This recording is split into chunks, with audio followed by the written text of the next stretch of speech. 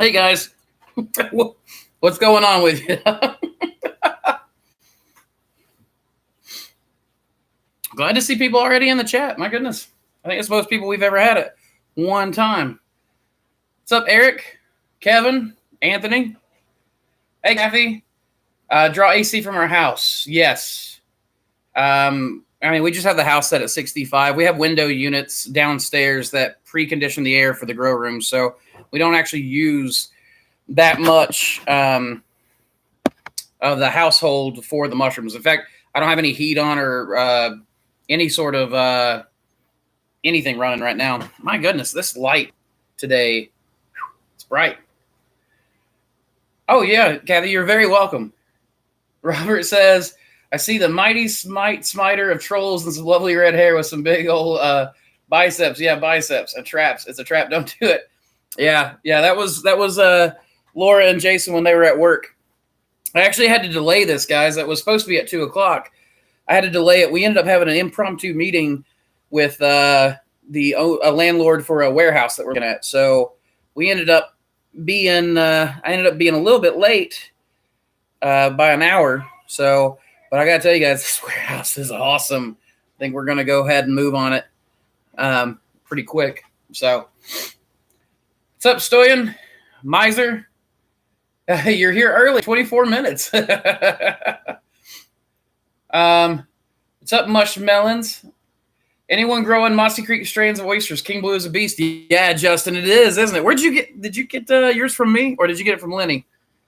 That King Blue, it tears up some stuff, man. That's for sure. Campbell says, I only wish I could get them in Australia. Yeah, Campbell, I wish I could ship to you one day. I've actually been talking to some people that do import-export stuff, and I'm hoping that we can get you. Let's see. You guys got me. Like, I ended up getting in here, giving my kids their food, and sitting down and immediately getting onto this. I've got food waiting right here that I didn't even get to eat because I was been in such a rush. Let's see. I'm hoping that moving here helps with the light. I feel like I look like I'm sickly and red or something here. Is there a way to track shipping on orders? Yeah, Bearded Bullets. As soon as the day before it ships, you should get a tracking number and an email. And it'll say that it's shipped, and it's just a note in there. We're working on the plugins and everything that will give you like an automated link straight to the website and to the USPS website and get all that stuff going. We're working on all that infrastructure. But if you go in there, you should be able to copy and paste your tracking number into the tracking. Let's see. What's up, Bloomin'?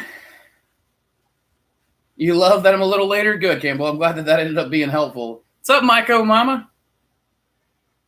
Let's see. Justin L. Yes, Maiko Mamas. That's her name on here. See, Justin L. What substrate are you growing the King Blues on? Looking for people who are growing it on fur. So there are some people growing it on fur. Fur and alfalfa, I think, is what they ended up doing. 16% alfalfa. The rest of it being, let's see. 16% alfalfa, and the rest of it was hardwood sawdust. And then I think they hydrated to 50%. I tend to like 60%, but because it gives you better second flushes. But I think that's it. You love these live streams, huh? That's good, Dylan. I'm glad that you like it. I'm trying to pump them out as much as I can. I didn't do one this weekend, so what's up, Pluto? Yes, Killer. The King Blue can grow on wheat straw. Yeah, I've grown it on straw plenty of times. Your yields are not as good, but you can definitely grow it there.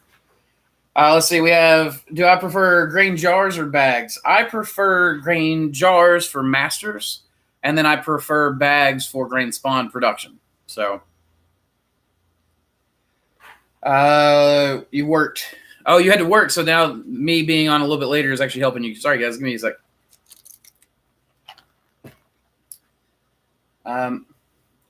Yeah, much love back, Mago Mama. I hate that you had to put your needy friend down. I'm sorry. I'm assuming it wasn't a needy human friend that you had to put down. But either way, my condolences. I feel for you. Cameron says, hey from Ohio. Glad to see you made it through the twisters. We only got some T-storms here. Yeah, we definitely made it through the twisters.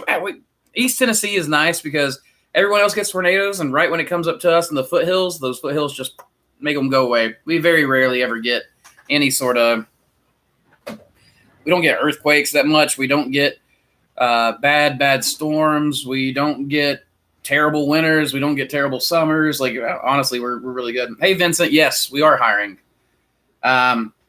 However, unless you're local, it probably won't be worth it to you to come here to work. We are offering a mentorship program that people can do. I haven't announced it yet, so maybe this isn't the entire best place to do it, but we are doing a mentorship program. It'd be like a week-long mentorship. It'd be $1,000, which is, a little more than or a little less than half of what the fungus does theirs for, but we don't take care of room and board like he does. Not yet. Now in this warehouse, we're actually looking at building a whole like little dormitory for our mentorships there. So that'll be kind of cool. Let's see. Curiosity says, can you say all the mushroom strain who grow in Master Mix and the best for commercial use? Okay. Sure, Curiosity. I can help a little. I can't say all of them because I don't know, but I mean, people grow maitake, black poplar, all of the hericiums that I know of that people grow in Master's Mix, oysters, chestnuts, and those are all pretty much the biggest of the commercial strains that I know of that get grown. Shiitake does not do well in Master's Mix, but I'm not sure if there's. I mean, honestly, I haven't tried much of anything else. I did. So I grew the violet-toothed polypore on Master's Mix. I've grown turkey tail. I've grown reishi. I think that may be it. Oh, chicken of the woods. I've grown chicken of the woods on the Master's Mix, and that worked out really well. I mean, not really well. Like you wouldn't be able to grow a chicken of the woods the way I was doing it and make money, but it was about a quarter pound coming off of a 6-pound block, something like that. Rutro says, me too. Dylan says, recently ordered your bulk liquid cultures. Can't wait to start production with them. Hey, man, I'm loving that you guys are getting so many of those bulk kits, those bulk cultures. Like, I'm getting like an order of that a day. So you guys are keeping me busy in the lab, just like pulling syringes and sending them out. In fact, just printed off a whole stack of orders of liquid cultures and stuff. So just from today. What's up, Corey? Welcome to the chat. Chip says, hey, bud, I'm going to start a farm and would love to talk to you personally if you ever have time. No, that's a hard thing to come up with, Lowell, but I'd love to talk shop upstate New York. So I don't have a lot of time to talk shop other than right here like I used to. We do consults, and that's usually the best way to get my time because you get my time, and then after I do a consult, I don't drop my students ever. I know a lot of people, like, if you buy 3 hours of my time on a consult or an in-person consult or anything like that, you don't just do 3 hours and done. It's 3 hours of that consult, and then after that, you can text me, email me. You get priority over other people. And so the more consults I do, the less time I end up having just to talk shop with everyday people. And so I'm definitely trying to do that, Chip. But, if you come down or something like that, and I do have the time, like we go out and grab a beer or something like that, maybe we can talk shop a little bit. But these days, man, what little bit of time I'm getting, I'm spending with family. So Rob says, at what point do you like to transfer and or use your grain spawn for the most vigorous growth, time, and how they look? Thanks. So just as soon as the block's grown in, that's when we like to use it. I don't really have a good time frame because different strains grow in at different times. Different ones have different speed. So like even beyond oyster to chestnuts, chestnuts are way slower than most oysters. Even amongst oyster strains, like the King Blue will grow in a block of spawn like a week, but Pathfinder might take 2 weeks. So, and it just, when it's grown in, like even if there's just like a thin little line of uncolonized grain, just a thin little line that's there, I'll go ahead and use the spawn because it's running. That's when you want it, is when it is moving as fast as possible. Once it completely grows in and starts thickening up, it slows down. Now, I'll still use it. It just means it takes a little bit longer to leap off. Curiosity says, soy and alfalfa. Oh my gosh, guys, the chat's going crazy. What about pellets of linen or sunflower, even rate for a mix of hardwood fuel pellets? So I would love for you to do that and tell me, please. I have no experience with that. So please, if you do try it, let me know, and we'll let everybody know how well it does. Vincent says, I'm in Boone, graduating in May. See you soon. Bring it. If you're getting a microbiology degree, that will be bonus points. Rutrow says, what's the temp of your colonization room and fruiting room? So fruiting room is about 65 degrees. Colonization is, I try to keep it below 75. Right now, I've got a heater in there set at 70. If it gets up to 75, that's just fine with me. Corey, I love your ingenuity. Your infrastructure is impressive. Thank you very much. I'm hoping that ingenuity pays off when we move to this warehouse. So, Michael Mo says, thank you. I appreciate it. It's his time, best friend. Don't know how Needy came from. Oh, gotcha. Need to chat with you on our call about woofers. Okay, yeah, let's talk about it. And I hate that you lost your friend. It's autocorrect can be an ass sometimes. For sure. So Robert says, what is your top 2 or 3 strains for our upcoming weather? Can I grow the King Blue, the Ugly Fungling, and the wild one you have with the big gills? So the wild one with the big gills. Which one was the wild one with the big gills? I'm not sure which one you're referencing on that. But the King Blue, my King Blue grows through the wintertime and right into early summer and then stops. So right now, like for me, March through, let's see, where did I put that paper? Maybe I can print it off again. So I did a little sheet that showed my sales just oyster mushrooms, not any of my specialties. So my 2019 sales, we have a little graph and stuff in it, and it shows just how things went. But I'll show you King Blue season, on that graph. So let me print it. I thought I had one sitting here next to it. Ben cleaned up my graph because I had it. I'm not very good at life, so. So if you can see that right there is King Blue season. That is April, May, and June. April being my highest one. So March, starting right now, we're packing King Blue like crazy. Every single time we pack, we're packing King Blue. And that'll go right about till July, and then you'll start getting blotch unless you can keep your room down to 65 degrees, like 70 to 65. So, Anthony, I only leave my lights on 24/7 when – oh, I'm sorry. Before I get back to you, Anthony, Robert, you said what is my top ones? So, for the upcoming weather, King Blue, Pathfinder, and probably Blue Oyster is probably the third biggest seller that we're growing right now. So, Anthony, do I leave my lights on 24/7? Only when I'm taking time lapses. Other than that, we try to put them on a timer. I would do 12 hours on, 12 hours off, but we do 16 hours on and 8 hours off because that gives us the maximum amount of time of light to work in the grow rooms if needed. What's up, Tyson? Corey, I lost your comment. Give me just a moment. Can you make a video of your new workflow with the new mixing and bagging area? Yeah. Have I not done that? I can do that. We'll do that before. I guess we'll do that before we move. I'll get Robin to come in on a day when the employees are making blocks, and we'll talk about it, and then we'll show that with the new bagging. I mean, it's pretty simple. Our steamer is starting to sink a little bit. It's been there for years, but the constant water flow has made it start to sink a little bit. We're probably not going to do anything to fix it. We're just going to shim it for right now since we're going to be moving to the warehouse. We're supposed to take possession on the 15th of March. So we'll just be moving a steamer over there like pretty much immediately. And if that's the case, then I'll definitely get a bagging video put up for you. If I buy your bulk culture kit, can you split the order up and only send a couple at first and then the rest in a month or so? I need to get my tech done before So, Zach, I can't do that right now. I don't have the infrastructure. I'm already failing. Like, things are already slipping through the cracks on stuff. I just can't mentally keep up with all this stuff. I'm not organized enough yet. Samantha's helping me build my organizational infrastructure, but I am a chaotic mess. So that said, what you can do is get them, and they come in a bag, and you can just leave that bag, just fold it back over and put them in the refrigerator, and they'll stay good for weeks, if not months. And you can just take them out as you need them. So, if that helps you, you should be able to just store them in a fridge. You can even take them out and maybe put them in like a sandwich baggie that will seal up and close back up. Bloomin', is there an advantage to doing Grain Masters in a jar versus a 5-pound filter bag? So I feel like there is.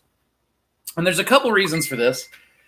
One of them is that I like the rigidity of working with a... Hey, Marson, thank you for the order. Dang. The 5-pound... So 5-pound filter patch bags, you've got 5 pounds of grain. I use a quart jar. The quart jar ends up being a lot less. It's like 1 pound of grain. So it colonizes faster. Then that 1 pound of grain can go into tons of 5-pound bags. So it's a smaller area. It allows everything to grow in faster before there might be any contamination, blooms, or anything like that. It keeps the spawn running faster than potential contaminants. Then the rigidity when you're working with it, it's so much easier just to have a jar open instead of having to open a bag and not stick your hands in that bag. And then maybe that agar's stuck and I can just hit it on against the glass and it falls down. If you're trying to hit it against the bag, it might stick to the bag or something like that. I don't like the 5-pound bags. The only time I do 5-pound bags is when I'm doing breeding programs. I'll go straight from agar to 5-pound bags because it helps me generate the most amount of strains, most amount of biomass as quickly as possible. We can talk about that later. Cameron says, are you looking into the reason that the liquid culture doesn't work directly to production bags? You said in the past that they didn't want a pen. So it's not even that they don't want a pen. It's like they start to grow in and then they just stall out. And yes, we're working on it. Absolutely, we're working on it. And if anyone else is working on it, I would love to swap secrets. Hey, MCM. Question for you. Thoughts on not clear, slightly cloudy LC made from water and Caro? Keep up the hard work. Yeah, so my liquid culture is almost always cloudy in the beginning. It starts to clarify as the mycelium grows in. The mycelium will start pulling pieces, grabbing pieces, incorporating it into their bodies. So I don't ever worry about it. My LC is always cloudy in the beginning. And if you ever need to figure out if it's clean or not, just squirt a little bit on agar, and then you know it's clean. But normally I don't use my LC until it's started to clarify. So Rich Jenkins says, I haven't seen a tracking number yet. Rich, what is your order? Are you one of these? Nope. Oh, these are all the mugs. Sorry. Rich, I'll have to check on that, man. I don't know when you ordered or anything, so I will check on it later on. Let me write that down. Let me move my food out of the way first. Rich Jenkins, order, check. All right, man. I'll get you taken care of. Curiosity, do you see a difference if the pellet... Sorry. Do you see a difference if the pellet are only chestnut, beech, or oak? Are there pellets tree more reliable from some species? I imagine chestnut pellets are good for chestnut mushrooms. So I try to stay away from any fruit-type woods. I just use hardwood fuel pellets. I've not tried like oak pellets, but I imagine oak pellets would work well. A lot of people have sworn by maple pellets, but I don't have access to maple pellets, at least not in any kind of affordable scale. I can get smoking pellets from it, but so I try to stay away from anything that's slow to rot, like walnut. I would stay away from that. My understanding is like chestnut wood's pretty slow to rot. It's also really hard to find chestnut around here anymore. I thought chestnut was pretty, the American chestnut was like in danger or something. Maybe I'm wrong. Can you go over advantages and disadvantages of side fruiting compared to top fruiting and why you choose side fruiting? Yes, I can absolutely go into that. So one of the best things about side fruiting is the pictures. You don't get pictures like that with top fruiting. So my picture game is on point. The other side of it is you get more cap to stem ratio. So think about this. When you're top fruiting, that you got that nice umbrella cluster, right? How does that cap on the top get up to the top? That's a stem, or at least a core of the mushroom core. When you fruit from the side, you get a little bit of core and then a little bit of stem and then caps. So you actually get more cap development over stem development. And people talk about stemmy mushrooms and stuff all the time. Like when they see mine, they'll be like, man, look at all those stems. Yeah, it's because you can see my stems. Your top fruit and you can't see your stems. So those little bouquets are pretty. I like them, but it's just too much stem matter. You're putting too much energy into stem production. That's the main one. The other one is also, it is very, very efficient shelving wise to have like the amount of room that we had doing those flat shelves with a bunch of top fruiters sucked. And then lighting sucks when you're top fruiting. Especially if you want to like do a whole wide row, you're trying to do like 3 or 4 or something like that. If I do it on the side, every single one of them's getting light. So Pluto is a hardwood pellet blend. Okay, yes, that's what I use. Hello, Ibrahim. Everyone loves you too, man. You always love everyone every time, and you're very welcome. Stoya says, how do you prevent pinning inside the bags? Our oysters especially tend to pin all over the place, but not only from the slits we cut. Thanks. So number one is get them in the growing room before they pin. Number 2 is a lot of times they still pin, and we just ignore it. Number 3, really it's keeping your bag tight, squeezing all the air out, you know. But when we still get pins in the bag where we didn't cut, we just leave them alone and ignore them. Ibrahim says, what happened to my liquid culture media videos? We're working on stuff, man. Like, you got to remember, I'm going as fast as I can. And now we've got the expansion. My videos are going to, like, we'll probably document the expansion for you guys, and that'll be the videos for a little bit because that's what I'm going to be doing. That and culture work. So, Ibrahim, I hope to get them to you. What's up, Jaden? Yeah, you made it to the live chat. Andrej? Hi, what temperatures do you get in the grow room over the hot summer? So sometimes, like, I got to keep it below 75, man. If it's at 75 or above, I start getting blotch problems like crazy. Elm Z, which I actually put in liquid culture the other day, and I'll start offering very soon on the website. We're actually going to start doing that where we're going to be, whatever we're growing, we're going to offer on the website for that season, and then it's going to go away and be replaced with the next season's liquid cultures, and we'll just have a revolving door of those things. And then we'll probably have a special page for all the breeding projects I'm doing. But, you know, our liquid cultures are not going to stay the same on the website. It will be literally what we're growing for that season. So the Elm Z is a fantastic mushroom. It's like it was descended from the Elm A. Jay Schindler created it. My understanding is he heat stressed it as it was growing and found the one that grew the best in the summertime, summer heat. And man, that thing saved my butt last year. Saved my bacon big time. I do swap out mushroom strains. So Robert says Pathfinder, I think. Oh, the big gills. Gotcha. Yeah.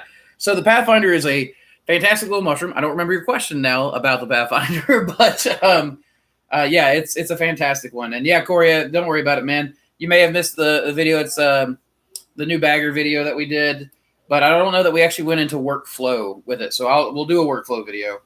Curiosity says, what do you do with your unsold mushrooms if it even happens? Keep the rhythm with the chat. The rhythm with the chat. You're rocking. Gotcha. Thank you. Throw them away. So we give them out of samples first.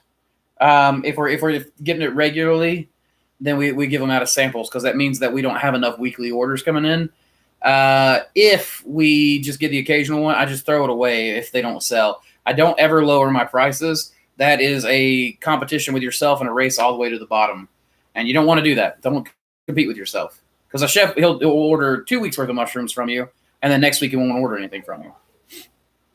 And it's better to not give him the chance to order it cheap like that. It's better just to get your paycheck twice and just delay that paycheck. You should always be overproducing anyway, so it means that you should always be throwing a little bit away.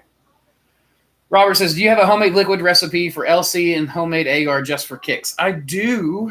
My LC recipe. This is also Lenny Rockwell's recipe. 500 milliliters of water, 1/2 level teaspoon of malt, and 20 grams corn sugar or dextrose.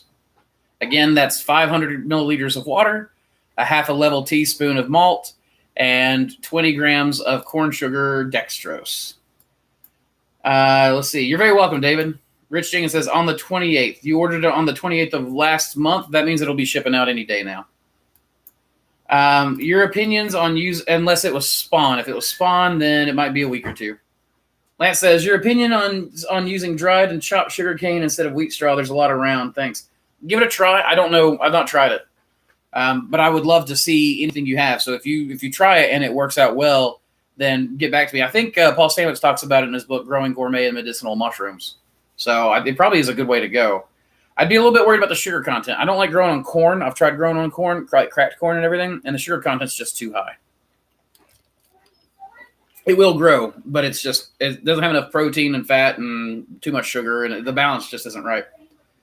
Hi, do you have any drainage in your grow rooms? Any issue with water pooling on the floor? No drains, no problem with water pooling. That's why we use House of Hydro's ultrasonics. That dry fog rarely leaves water on the floor, and if it does, it means that I've got my top end of my humidity set too high. So I'll just back it back down a little bit.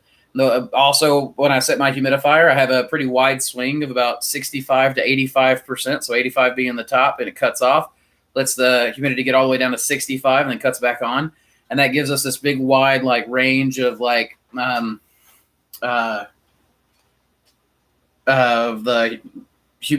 be like out in nature, right? Like nature, you have a fog roll through or it rains and then it has a dry out period. And our mushrooms, chefs always talk about how dry our mushrooms are, and it's because we use that kind of fog. So use code Mossy if you order from House of Hydro. It will only say it gives you $1 off, but it doesn't just give you $1 off. It gives you a whole set of discs. It's like $50 for free. So you're welcome, Bearded. Let's see, I'm just getting excited. I also don't have a tracking number. Brewer would be the name, but I have to head to Oakham right now. Check out the sponsor class. Yeah, so I'll get back to you, man. If it's liquid culture, it should be going out any day. Liquid culture is going out regularly. Where online can I find a laminar flow filter? I've looked and can only find the whole box. I can't link it. I'm actually buying one right now, and I mean that right now. I'm literally clicking on it. It is here, I'm going to copy and paste it under my name to the chat. So here you go. Paste. That is what you should search for. So it's under Andrew Reed. That is Eric Meyer's affiliate link. So that is a good place to get it, and it supports Eric Myers and his channel. And it's about $800, but it's an all-inclusive unit. So I'm actually, with this warehouse, I have to build a separate culture lab. So I'm like, plus I need a place to work. So nowadays, my time is getting squeezed because the employees are coming in and working, and I can't work when they're working. And then we have to have everything cleaned up, and then I get to work. So I work in the evenings now for culture work, which means that I'm not getting in bed until late. And that's just, that's sad for me. So, anyways, I've looked and I can only find the whole box. Oh, so wait, do you want just the filter and not the whole box unit? Let me know if I gave you the wrong one. You mentioned using 1 5-pound grain spawn for making 20 to 50 production bags. Would you estimate this to be about a quarter to a half cup of grain per production? I don't know volume measurement on that. It's like a handful. So if you want bags to grow in faster, do it at 1 5-pound bag to 20 12-pound bags. If you want it to grow in slower or stretch your spawn out, like when I was buying spawn, I was stretching it out because it was more expensive, and I would do up to 50 12-pound bags. Can we calculate how much heat produces an incubated block produces? We can. I don't know the exact way to do it right now. We would have to really look into it, but I can't do it here. But we could take measurements and then extrapolate from there, like what's creating there. Yggdrasil, hey there. Everything fine after the tornado? Yeah, didn't even touch us. I woke up about 5 a.m. this morning to some thunder and some rain, and went and looked outside and stood out in the rain for a while in the thunder and lightning. I did not go swimming this time. Last time I went swimming during last time we had a nice thunderstorm like that come through, I went swimming in the pond out back, and Samantha about killed me. So, best not to do that. But yeah, everything's fine. I didn't even notice. I didn't even notice a tornado warning until Jason came in this morning and asked me if I heard the tornado warning. I'm using a 23-quart pressure cooker connected to a 55-gallon tub for bulk pasteurization. 12-pound bags master mix. It reaches 175 degrees. How long and temp? Do I need to fill pressure cooker every 3 hours? So Pluto, there's a lot of stuff in there that's very liability heavy towards me. The best thing I can tell you is you really want to get your blocks up to at least 190 degrees, and I'd keep them there for a few hours. And you want the core of your block at 190 degrees, so it's, I can't even give you hours without knowing how long it takes for. So you need to know how long it takes for your blocks to get up to temp, and then you need to hold them there for a certain amount of time. And if you look up pasteurization temperatures, like steam pasteurization, like if you're getting, you can do it at 175, but it would be a long, long time. So I would go to Google and just look up pasteurization temperatures and time. That will tell you everything better than I can. Daniel, good day, sir. What type of covered blanket do you use for the steamer tank, and is PVC safe to use inside as supports? PVC is not. It will melt and sag. Wood is what we use. The let's see. Excuse me. The cover that we have a plastic. It's 6 millimeter. 6 mil plastic from Lowe's, sheet cut to fit the stock tank, the top of the stock tank. It just drapes over, and then we throw an old blanket on the top. So very, very technical and, not at all a redneck. So let's see. All right, so let's see. As far as your just plain filter unit without any there's a 24 by 24 on Amazon that is just the filter box. And I cannot put a link in, like I said, but I will put this search on. Now, this is not me looking at anything on it to know whether or not that is the appropriate one, but that's the kind of stuff you should be searching for. And then you need to make sure your micron size is 0.3. And you want to check your flow rate, your cubic feet per hour. 1,200 is about ideal. 1,200 cubic feet per hour. So, Paul, I hope that helps you. Robert says, you said for LMZ, a culture was taken from a particular heat-tolerant fruit. So does that mean traits hold true like animal breeding? I raised roosters, so I'm on point with breeding for traits. Yeah, I mean, you can breed for traits. Mushrooms are a little weirder than animals in that the speed at which you can breed. Like, man, guys, I've started breeding. Last year, this time, I created my SOP. And then this time, a few months ago, starting in December, I started my breeding trials. Since December, I've generated 136 new and unique, interesting strains. I've generated hundreds more and threw most of them away. The 136 are the ones I'm interested in. That's taken in like texture, color, shape, and everything else like that. So, and those will be coming on the website over time. I'm not going to go crazy just yet. So, but they will be coming out as I'm doing my first commercial test of the year on those strains is done. I've already done all the initial testing for those 136, which is how I can see the color, the shape, the texture, the stem, and all that kind of stuff. But I'm really leaning into doing a commercial test, taking pictures, documenting everything as I go along, then having that release for you guys.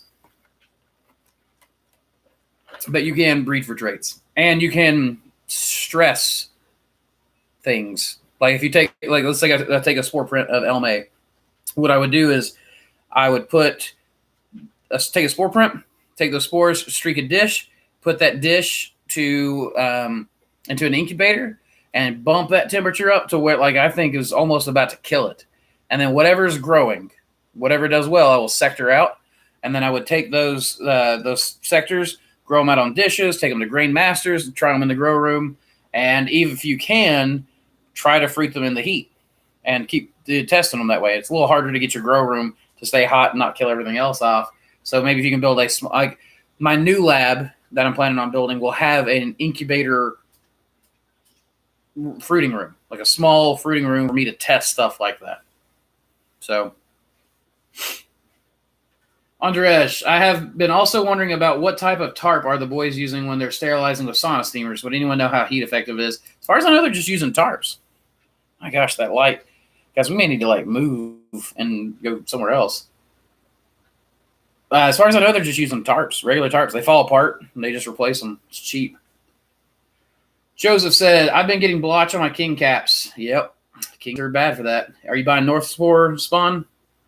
Because North Spore's Kong, it's not North Spore's fault, but the Kong strain is very susceptible.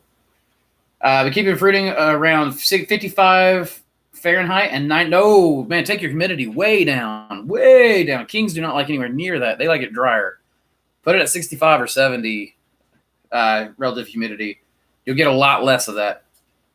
If you start getting split stems or anything like that, bump it back up. Again, guys, with my humidity, I try to do a big swing, so like a 20% gap, so you get a nice humidity, a nice dry, and that'll keep your blotch down to a minimum. You see, I've been keeping clean. Yeah, sorry, there's a stink bug flying around.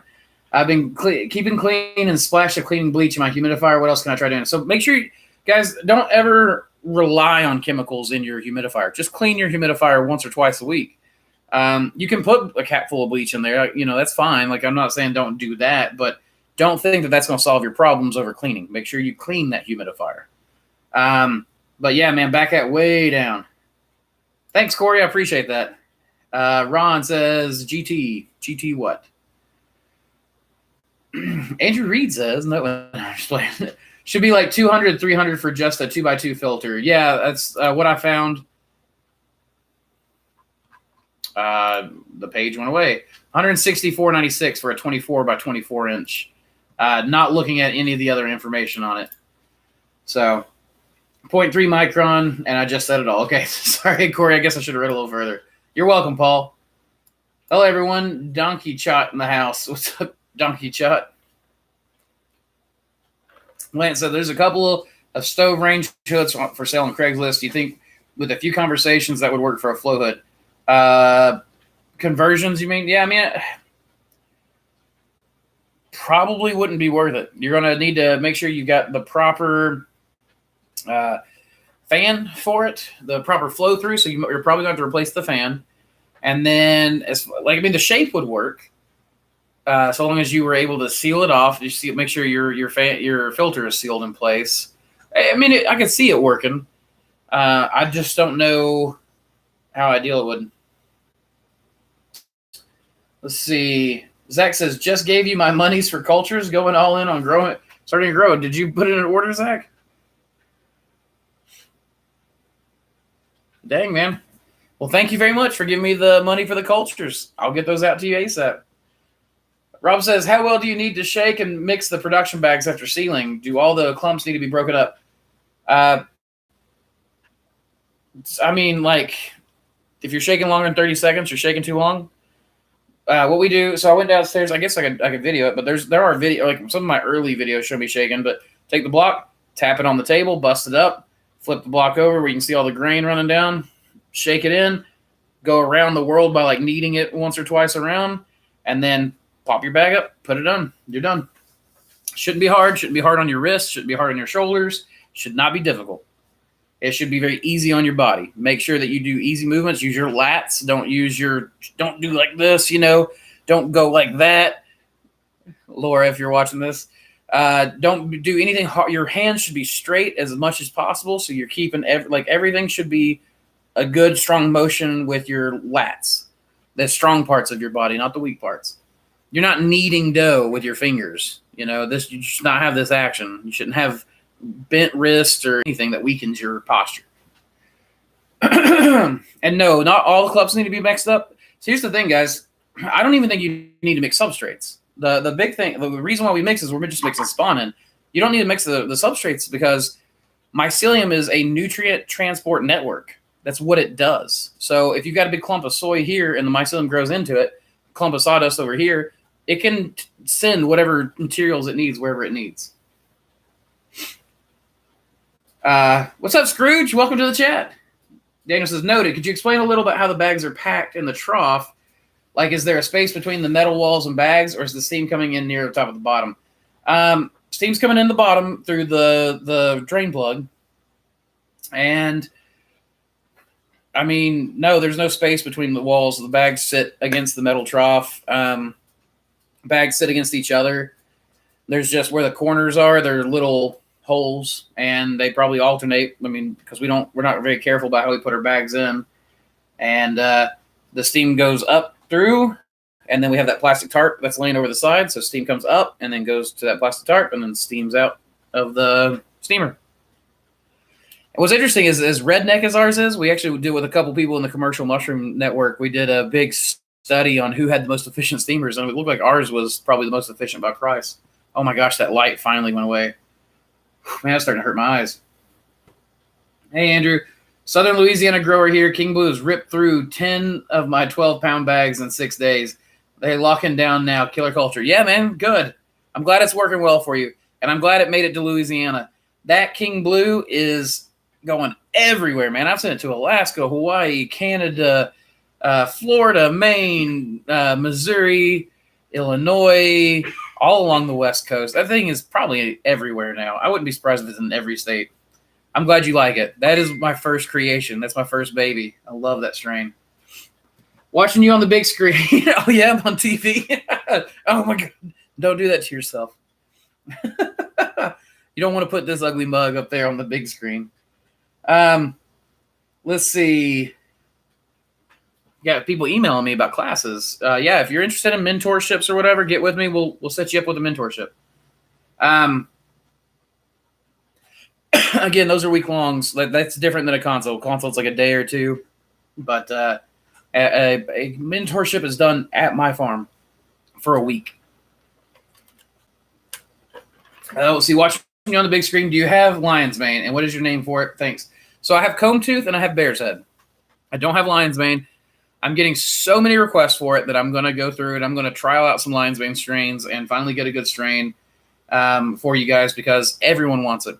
Hey, Jason, welcome to the chat. We finally got our band hammer in the house. Jason, we've not had many trolls today. So I guess they're just scared of you. Do you have to take each one all the way to fruit? Can you just use mycelium or let them go until you get a spore print for changes? I'm more in the breeding. Yeah. So, okay. You do have to take it to fruit because that's the only way to get strains or spores to generate new strains. So you can dilute those spores and get do like a spore streak and get monokaryotes. And if you're familiar with breeding, I'm sure you know what that is. Yes, trolls are scared of fish. You'll have a single spore colony. They grow slower, but it only has half the DNA. If you take that and you stack up a whole bunch of single spore colonies and keep those pure culture, over time, you can take that monokaryote and this monokaryote and cross them, right? By putting a piece in each of each in a dish, letting them fuse together. Now you have a new strain. And that new strain has a potential to be, any number of things. So, but you've got your monokaryotes all stacked up. You can do as many crosses as you want. Then you just keep generating diluted single spore colonies, sectoring those out, and continuing on this pathway, this rhythm. I don't do it that way. I find that way to be very tedious and kind of expensive. I am not ready to discuss my breeding strategy yet. I'm still standardizing the SOP, getting everything going for it. And, of course, I'll be putting up cultures and stuff first before I start getting into it. The other way to do it would be to do – so that's one way, right? That you take those and that's crossing strains. So you take a spore print from one mushroom and another from another, get single spore colonies, then you can cross them. Now, another way to do it would be to take isolates. We actually had a blog post go up today on mosscreekmushrooms.com. And you take spores from a single spore print, hatch them out in agar, let them fuse together or whatever in their own little colonies, sector out those colonies, and then you can grow those colonies out. And what that does is that allows you to get to recessive traits. So like I said, it's kind of like animal breeding, but not really, because an animal can't breed with itself. at least not without laboratory help, I guess. But an animal can't breed with itself the way a mushroom can. So by doing this, by breeding it with itself, like I'm sure you're familiar with line breeding. So if I have a dog and it has a puppy, and then that dog has another puppy, I can take the grandkid and mate it back to the grandfather, and that will tell me a lot about the recessive traits that are generated from that, right? From that offspring. So line breeding is a common practice in animal breeding. With mushrooms, you can just breed it to itself, and that gives you the quickest way of isolating out recessive traits.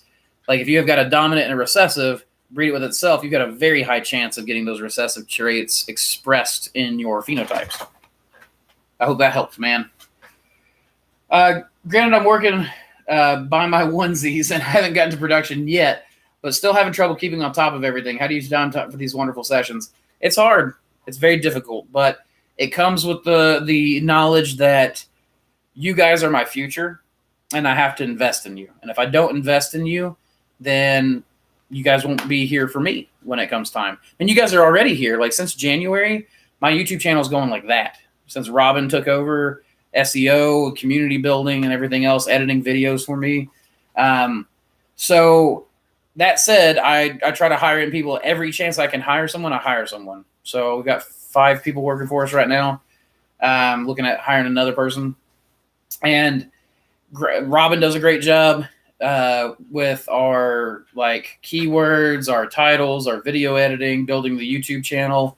And that gives me time to do this. Jason is our production manager, and he handles doing like grow room production, everything else. And he'll talk to me and inform me what's going on. And then he goes down there and he handles that with Laura.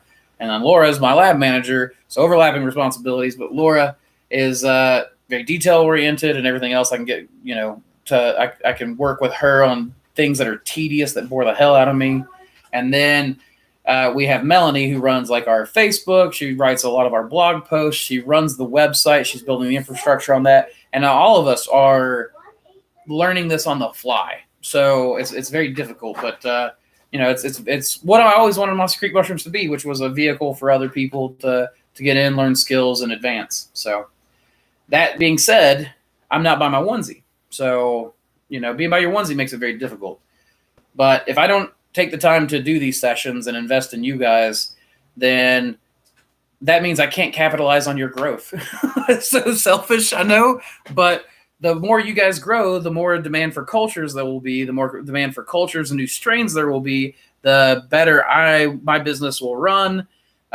Plus, I've just found out that the more people that are interested in mushrooms, I don't view it as competition. The more people that are interested in mushrooms, the more business there is being done. The most money I ever make is whenever there are multiple mushroom farms selling in Knoxville.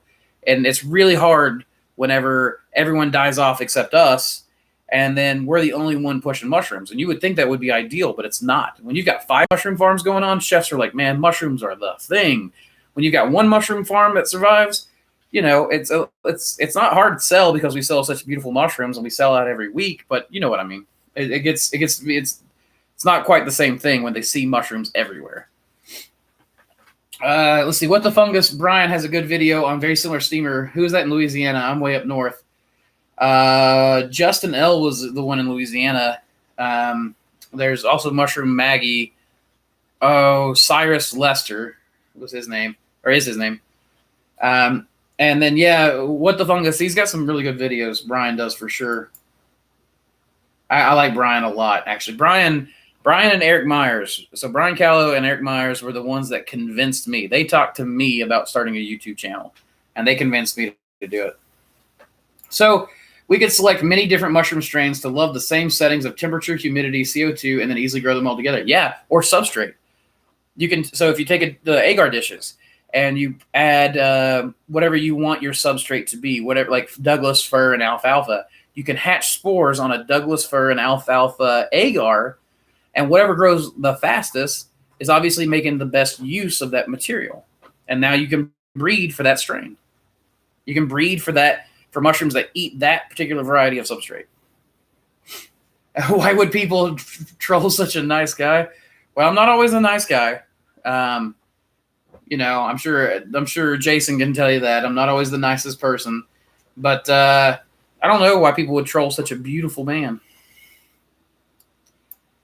Hey, Sweet Life, thank you. I appreciate it. I'm glad that you like the show. Brandon says, hi there, here from the Pacific Northwest. I didn't know what PNW was, by the way, until just the other day on another live stream. Love your videos and all the info that comes from them. Yeah, Brandon, thank you, man, for watching. I'm glad to see that we're spread out so far. We're international nowadays.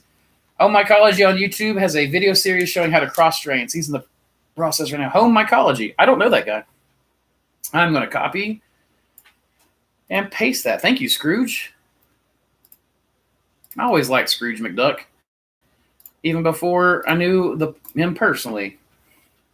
I grew up with Scrooge McDuck. Let's see. And Donald Duck Orange Juice. Brandon says, what's the best grain spawn in your opinion? I've only ever used rye berries, but I'm not sure if I'm getting the best results. Typically, my spawn takes at least 21 days to fully colonize. Oats. Hands down, oats. For a variety of reasons, they're tough. They have a high nitrogen content. Like I said, they're tough. They don't contaminate easily. You can pressure cook the heck out of them and they won't explode. They're the best that I've ever come across. So when harvesting, do you trim any attached substrate from the core of the fruit or just pluck it from the block and box it? I leave the substrate on. Just pluck, box. So that ends up, number one, it helps with your weight if you're selling by weight, which we don't. We sell by volume. Number two, it allows your chef to see the substrate, which I think is important. Number three, it also keeps your labor bill down and allows you to do a value extraction as quickly as possible. So, what are you looking at me like that, boy? Didn't you turn around and just look at me?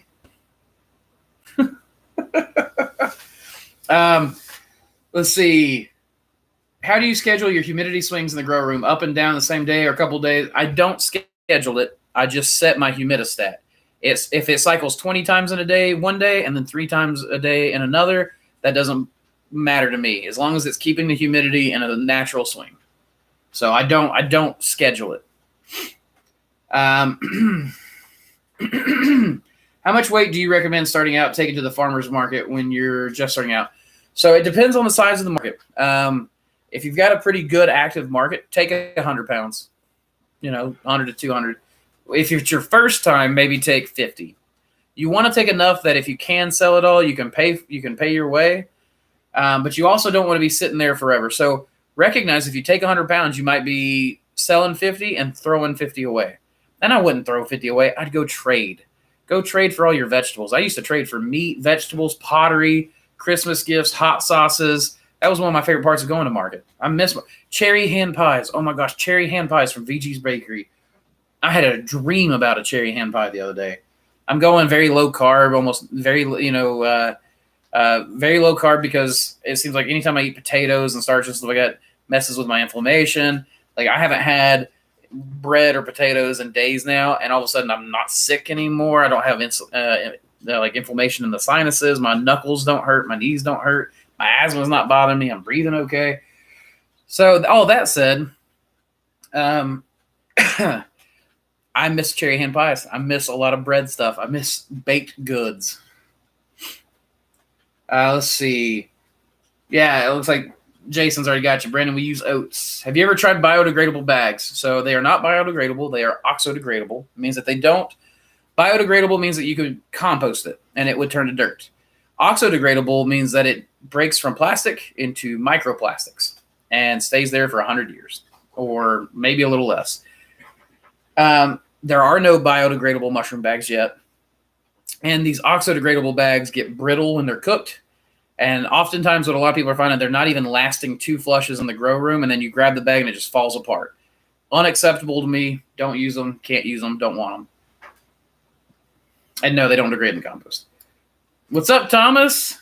Love from Norway. Oh, man. When are you going to get me out to Norway?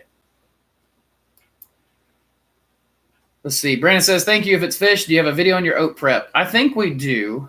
But I don't remember the title. I want to grow. Oh, I think it's just grain spawn. Look up Mossy Creek mushrooms and grain spawn. It'd probably pop up there. I want to grow mushrooms for my own food. Hey, Thomas, that sounds great, man. that's where I started. I just wanted a good, valuable food. I got laid off and started selling it. I got laid off and went to college for microbiology, but I was already growing mushrooms at the time. Learned that I really hated college and quit and just started selling mushrooms. After I'd already gotten a job, but I worked it as a side job. And then Samantha had an allergic reaction at work one day. And Samantha said, just quit, be a stay-at-home dad, and do your work with the business. Ron says, let me get this straight. You, your wife, and 5 employees making a living off what you can grow in your basement. Yeah, man. Yeah. So what is it? I showed you guys that chart a little bit ago, but like, let's take April, for example. What is that? 1620. Yeah. That was average. That month alone was average of 405 pounds a week. In their peak, we can be doing 900 pounds a week out of our basement. That's out of 800 square foot. That's not even the entire basement. There's personal space in the basement that is there as well. So it's only 800 square feet there. And yes, now all of my employees are part-time. 2 of them are part-time. 3 of them are contractor.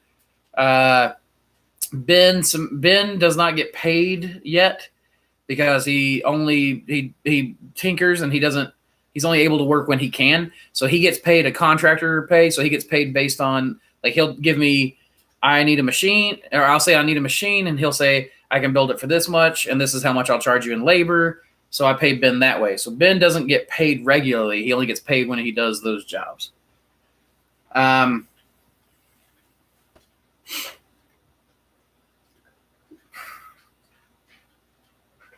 Jason said, I believe we have one. Have one what? But yes, Ron, if that, so my wife and I, we make a good living. And then, yeah, we've got our part-timers and our contractors make roughly a full-time wage. So, Michael, Michael Mom, I don't think I need you to bag trolls just yet. I haven't seen many trolls on this one just yet. Scrooge says, I like you too, Andrew. Well, thank you. And Jason, don't be telling these people I'm nice. I'm not nice. I'm the worst.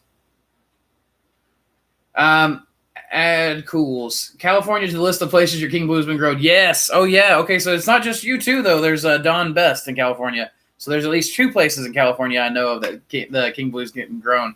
Awesome.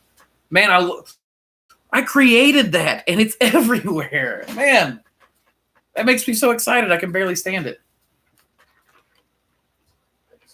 Oats or whole oats, which I think are called groats. It is whole oats. WHOLE, whole oats. Okay, what's she wanting? Just say it. She was wanting to show you a note. She wanted to show me a note. Aislinn, come here and show me a note. Okay. Robert says, do you ever take a mega krill oil? Yeah, so I alternate, but I take fish oil until the bottle's empty, and then I take krill oil, and then I'll alternate back to fish oil and then krill oil. Come here. Dad, can I play the Xbox? Stop bouncing. I can't read it. I can't read it. You blank for yes or blank for no. I can't read what that means. Oh, smile for yes, frowny face for no. Collier, you have been playing the Xbox for a little bit. Aislinn, give him 20 minutes, and then you can play. Okay. All right. Set a timer on Google. Hey, Google. Set a 20-minute timer called Collier. So, Robert, yeah, I do take timer called Collier, and we're starting now. Thank you, Google. So I do take krill and fish oil. I take BCAAs when I'm lifting weights. I haven't been lifting weights all that much, and I take 3 different mushroom supplements. And then I take a protein powder in the morning for my shakes. I've never liked eating breakfast. I always like drinking it. So let's see. That's exactly what I do at the market. Get all my groceries there. Yeah, that's, oh my gosh. And it's so much better. And plus, I can take mushrooms that cost me $1 to produce and trade them for very high value goods, tit for tat. You know what I'm saying? And so that ended up being the best thing to go. Is cost me $1 to create these mushrooms. I'm selling them for $20 a pound. So their trade value is $20 a pound. And now all of a sudden I'm doing much, much better for myself. It's like alchemy. Guys, I get a weekly massage, right? I turn sawdust and soy into massages. Magic. And they say magic doesn't exist. Let's see. Don't want to pack work on you, but maybe you should make a video called Specs, which details humidity, temp, light, ratios, etc. Lots of repeat questions. Yeah, that's what I was telling Jason earlier. I was like, sometimes I get on here and I feel like I'm answering the same 4 or 5 questions. Daniel C says, great info as always. What type of lines do you use for steamer to trough and drain? Are you allergic to gluten? I don't. So not that I know of. I'm not a. Ben calls it. No, I'm not gonna say it. No, never mind. It is appropriate. No, as far as I know, I'm not allergic to gluten. However, I can eat rice, and I guess rice is gluten free. And oats are pretty low gluten, and I can have certain oat powders. But no, I don't consider myself gluten intolerant. As far as the lines, we're just using PEX right now with brass fittings, but I think Ben's wanting to go to actual brass at some point. Curiosity says, look at this YouTuber fresh from the farm fun guy. Yep, I know Gary. He and I talk back and forth occasionally. I'd like to get to working with him. He does breeding video this day. He is good. Probably your next buddy, not famous yet. I like Gary a lot.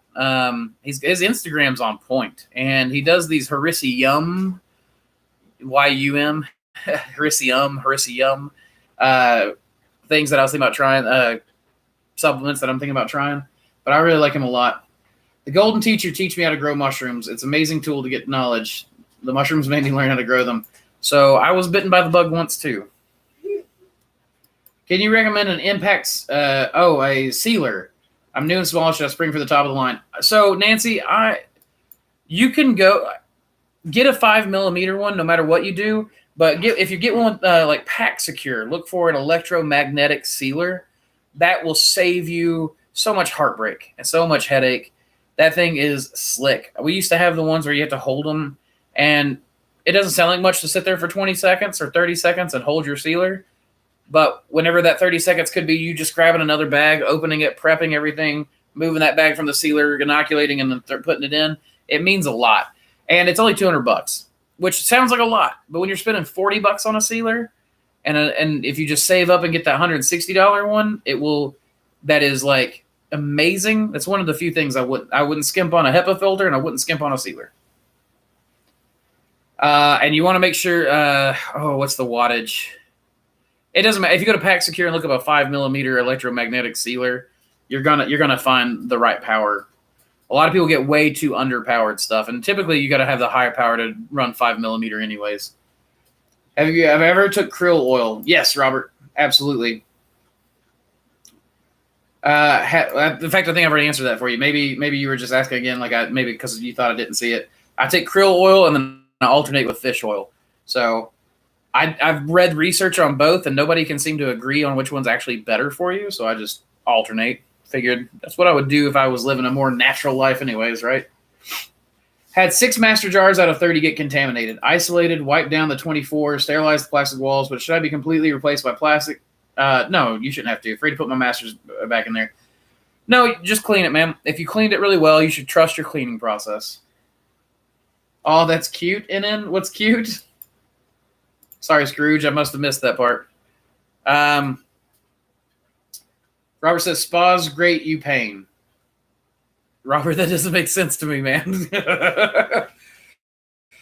Rich Jenkins says, King Blue is in the Emporium. Yes, King Blue isn't in the Emporium. That was Lenny. Anytime I create something new, Lenny grabs it up quick. So, and he's welcome to it because Lenny does good work. And anytime, and here, guys, oh my gosh, I've almost lost strains before. Some that had great sentimental value. We talked about the NNG Oyster a couple live streams ago. You all made me cry like a little baby. The best way to save a strain and never ever have it die is to get it out everywhere. So Lenny is my culture bank in a lot of ways. Whenever I have something special, I just give it to Lenny half the time, or trade it, or anymore he just buys it. But yeah, guys, I mean that's the best way to do it. Keep stuff alive, moving. Lifting spawn bags is weights. Haha. Yes, agreed. But see, that's the thing. Laura's getting guns. That little cute redhead. She is getting some big guns. And Jason is even starting to get muscles in his arms and stuff. He was talking about the other day. And yeah, that is lifting weights for sure. Scrooge says, damn, imagine trying mushrooms with your call girl. Trading? Imagine trading mushrooms with your call girl. Not that I have a call girl. So I don't trade mushrooms to the massage therapist. I sell mushrooms, get the money, and then transmute that to the massage. Yes, I can imagine. I've never paid for a call girl, so I don't know what that transaction looks like, but I can imagine that it would be awkward. Gluten does link into the arthritis and autoimmune stuff. Oats similarly. Yeah, so that's I mean, that makes sense to me, but potatoes are the worst. And even tomatoes and peppers bother me a little, but they're so good I'm not going to give them up until I have to. The biggest thing for me is the keeping away from potatoes, because if I eat a small French fry, the next day I wake up and Samantha's laughing at me because I'm like getting out of bed like an old man. And I do have rheumatoid arthritis and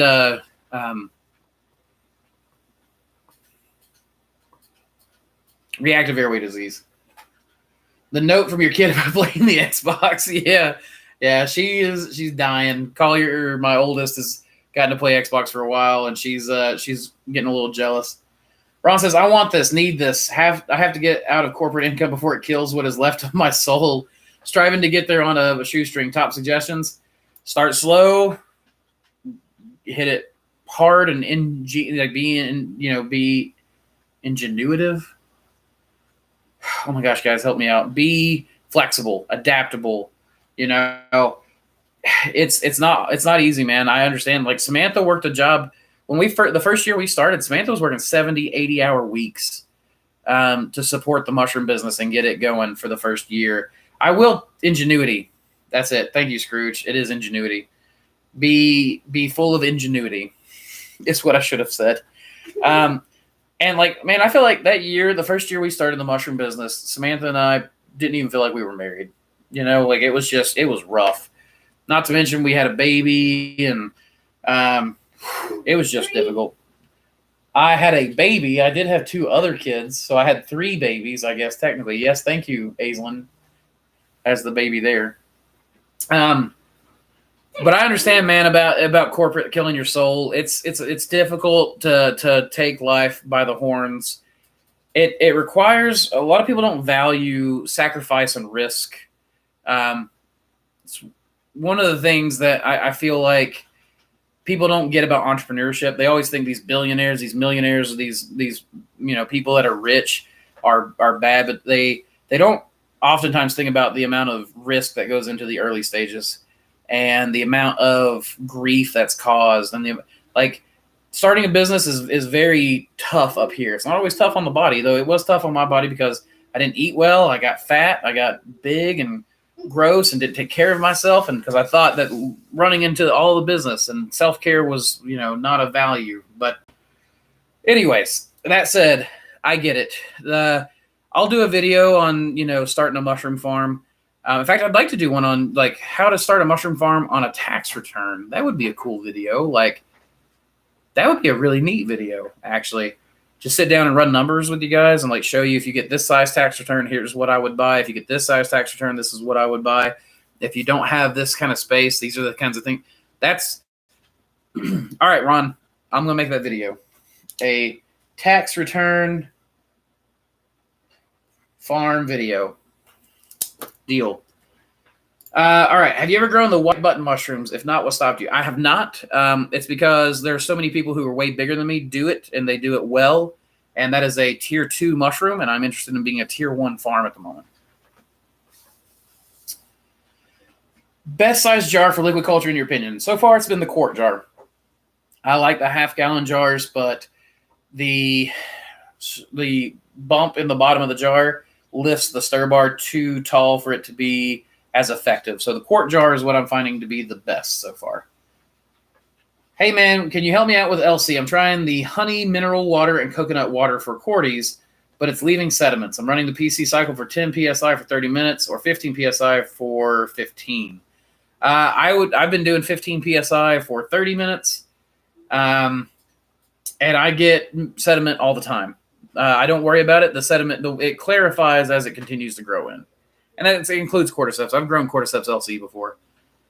And you're loving the beard, huh? Yeah, thank you. It's actually, I've not showered today. I've not oiled it. I've not brushed it. It's looking gross, but I appreciate it. I like it a lot. Plus, I've got this beard oil. It's called Bourbon Blend Beard Oil. And somebody got me a beard cream and softener and a boar bristle brush that I've been running through it every day.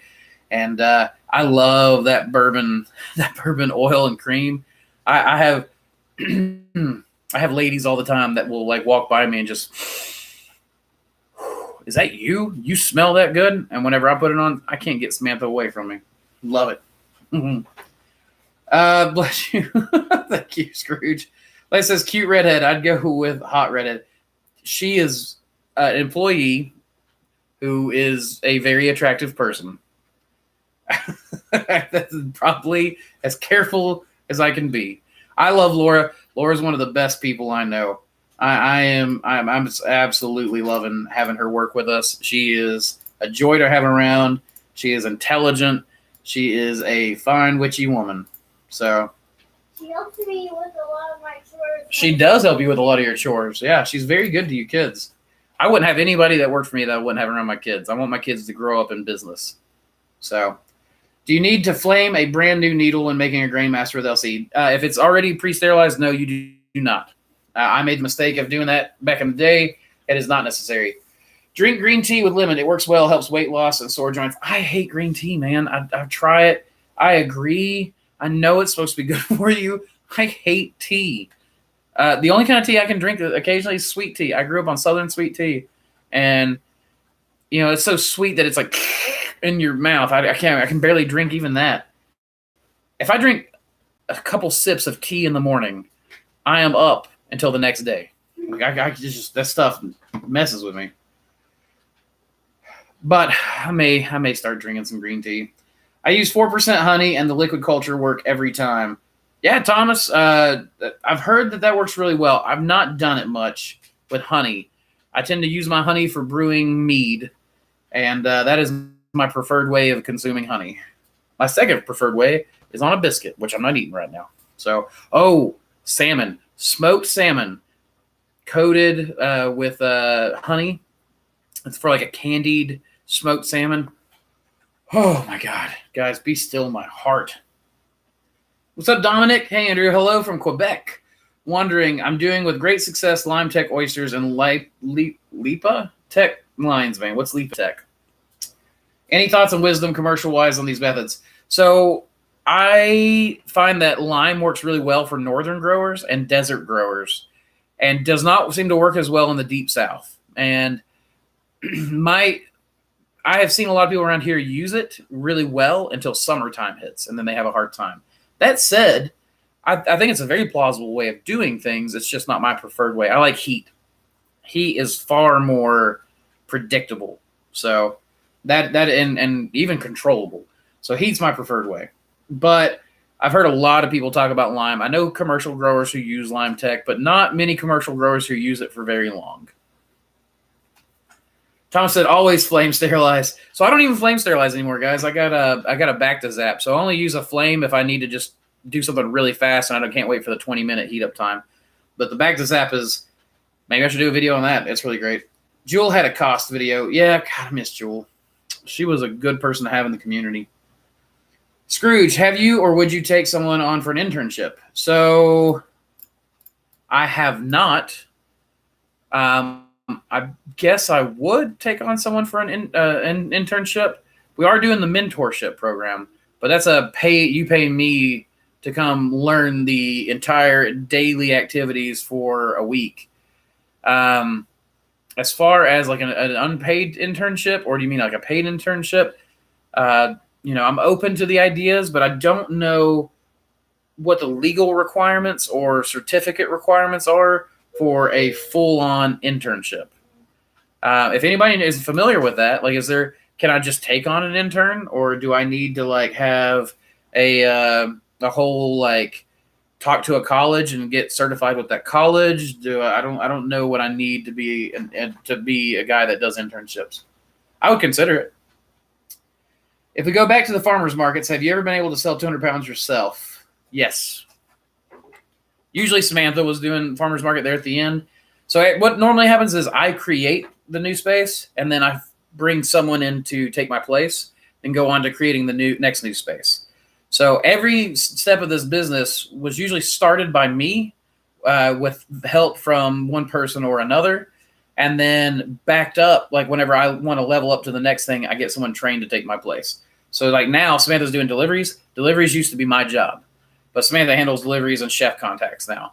And I'm doing more lab work, online order fulfillment. Like we were doing so poorly with our online order fulfillment, I decided to nail that stuff down. So that has been my attention for the past few weeks, solely 40 hours a week kind of thing, just breeding new strains, getting those strains into your hands, figuring out how to get grain spawn mass produced. How do you make that leap? Because how do you go from pressure cooker to a large autoclave, right? Like it's hard to make the amount of money you need on the pressure cooker to get to an autoclave. So at what point do I need to make that investment? So that's the kind of stuff I'm working on right now. Samantha came up behind me to take the deliveries, and we hired people to do the production, which Samantha used to handle with a guy named Thomas. And Thomas was brought in to replace me whenever Samantha and I were doing it. So it's just every time I just keep generating a new job or marketplace, bring someone in to fulfill it. So with the farmers market, sorry, I realized that I was off topic. No, I'm not sorry. The 200 pounds, yeah, Samantha would sell anywhere from 200 to 400 pounds a day at the market. So Elon and Kimball Musk used to shower at the YMCA when they first came over. Look at them now. Yeah, I mean, that's the way you got to do stuff, you know? You've got to be able to take those sacrifices. And so as you guys can guess, I do a lot of, I'm really into pagan stuff and Norse mythology, things like that. What I call these things is more like Odinic sacrifices, right? An Odinic sacrifice would be very different than like a Thor sacrifice or something like that. This is purely talking in terms of mythology. You could even take it biblical if you wanted to. And I'm sure there's secular avenues that you could go down on this as well.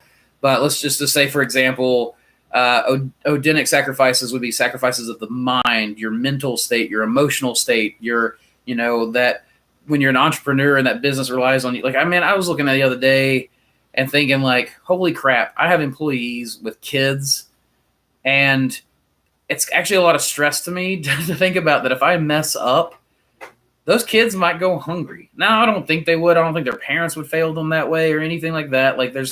But what if I fail them? That's kind of a scary thing. That's a very Odinic sacrifice. Whereas, if you're talking like with Thor, for example, sacrificing his goats to feed people, that kind of thing. Like he would be sacrificing his goats to feed them, and it brings along that physical blessing. That's kind of the way I think of that in terms is like Tyr would be more societal sacrifices.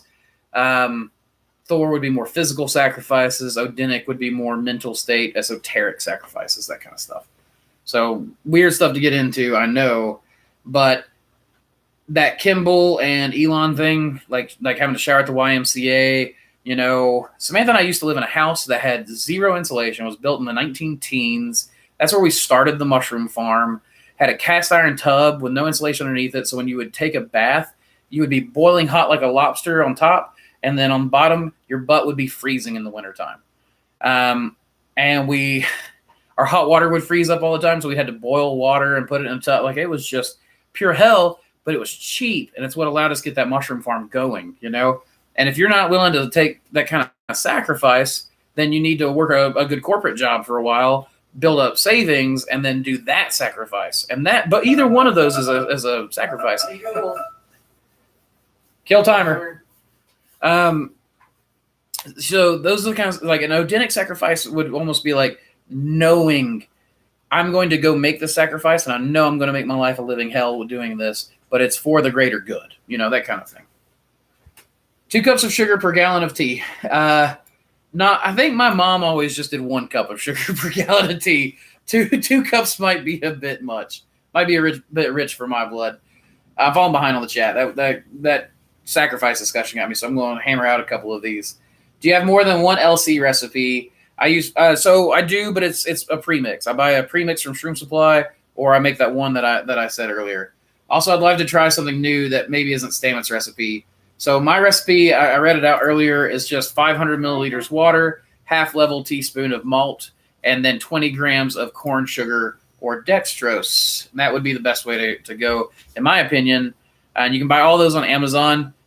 I'll be doing a video soon. I'll have my affiliate links there so you guys can help support this channel and get your supplies in bulk. And what I do is just take a big whey protein container, I take a mixer, calculate out, by pounds instead of grams, pour everything in that mixer, mix it all up, pour it into the whey protein container, and then I use a teaspoon of that into each 500 milliliters of water. Hey, what's up, bro? How many pound scale would you recommend for the farmer's market? Always appreciate it. Yeah, so just like talking about earlier, 50 to 100 pounds on your first trip. If it's a good market. If it's not, then maybe 10, 20.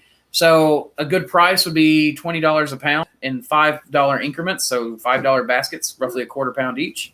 And, if you're taking 20 times 20, right? So $20 times 20 pounds would be $400. That sounds like a pretty decent amount to make on your first day at market.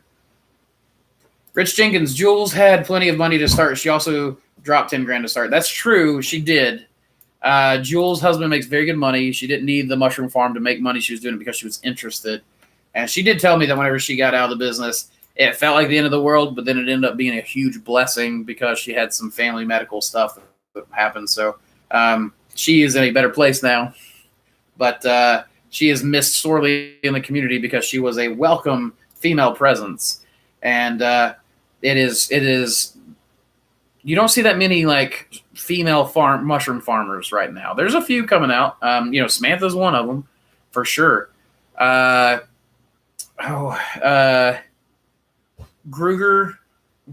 Gruger, is that it? Gruger, I can't remember. She's one. I'm trying to think of who else. There are others. I know there are. Stumptown Mushrooms girl, can't remember her name.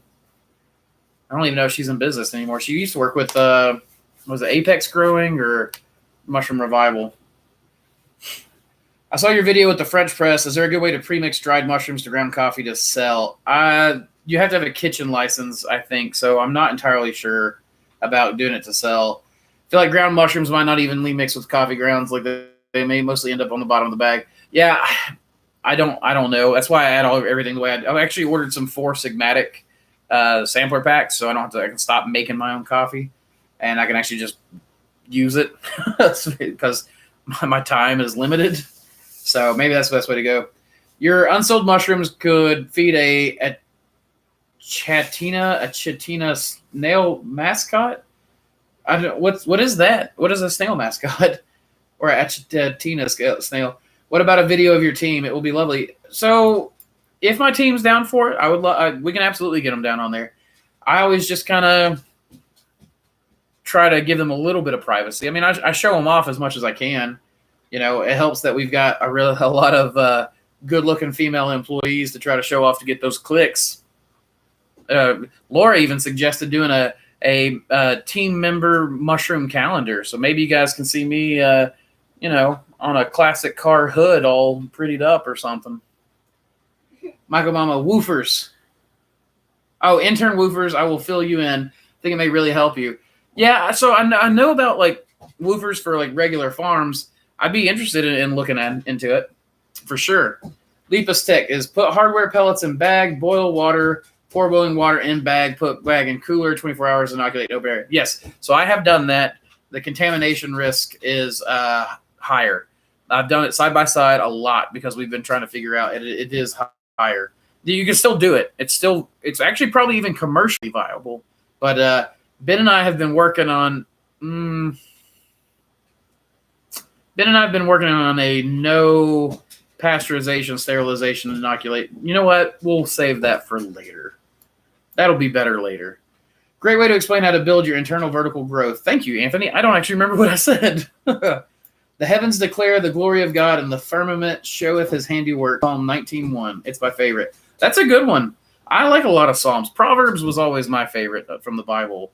I've always been an Old Testament guy anyways. It was always where they had the heroes and all the battles and, guys with multiple wives and all that stuff. So mushroom stuff, roasted goat. Yes, Jason, let's do it. Let's take a pit. Let's do a pit barbecue, man, with mushrooms and do a big video on it. We actually, guys, so when we get this warehouse space, I am going to have to christen it with a party or something. So maybe anyone who's in the region, we can do a mushroom party. What actually happened to Jewel in the community? Don't speak out of turn, but share what you can speak. Never heard it. But so Ron, as far as I've gone is as far as she asked me to go. Basically, she really has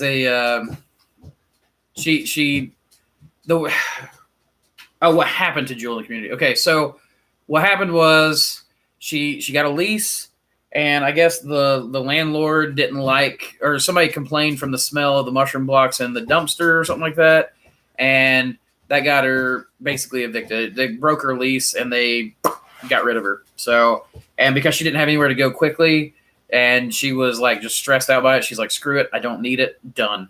So that's as far as I can go, I think. No offense, Americans, but you really ought to measure using the metric system. So I prefer that, Scrooge. I prefer standards, and I prefer the way the metric system goes. But I will tell you, a lifetime of conditioning to pounds in the imperial system has got me to where I'm just crippled, bouncing back and forth between the two. If I'm using metric, I can go with metric. If I'm using imperial, I can go with imperial. But the problem with it being in America is we're working on two different standards, and the imperial is usually just the easiest one to standardize on. Dune says, hello, just jumping in. Welcome, Dune? Now, I never did ask you, Dune, I don't think. Are you Atreides or Harkonnen? Thank you so much. I just grabbed them at the store. Heck yeah, Maiko, mama. You do it. Get it.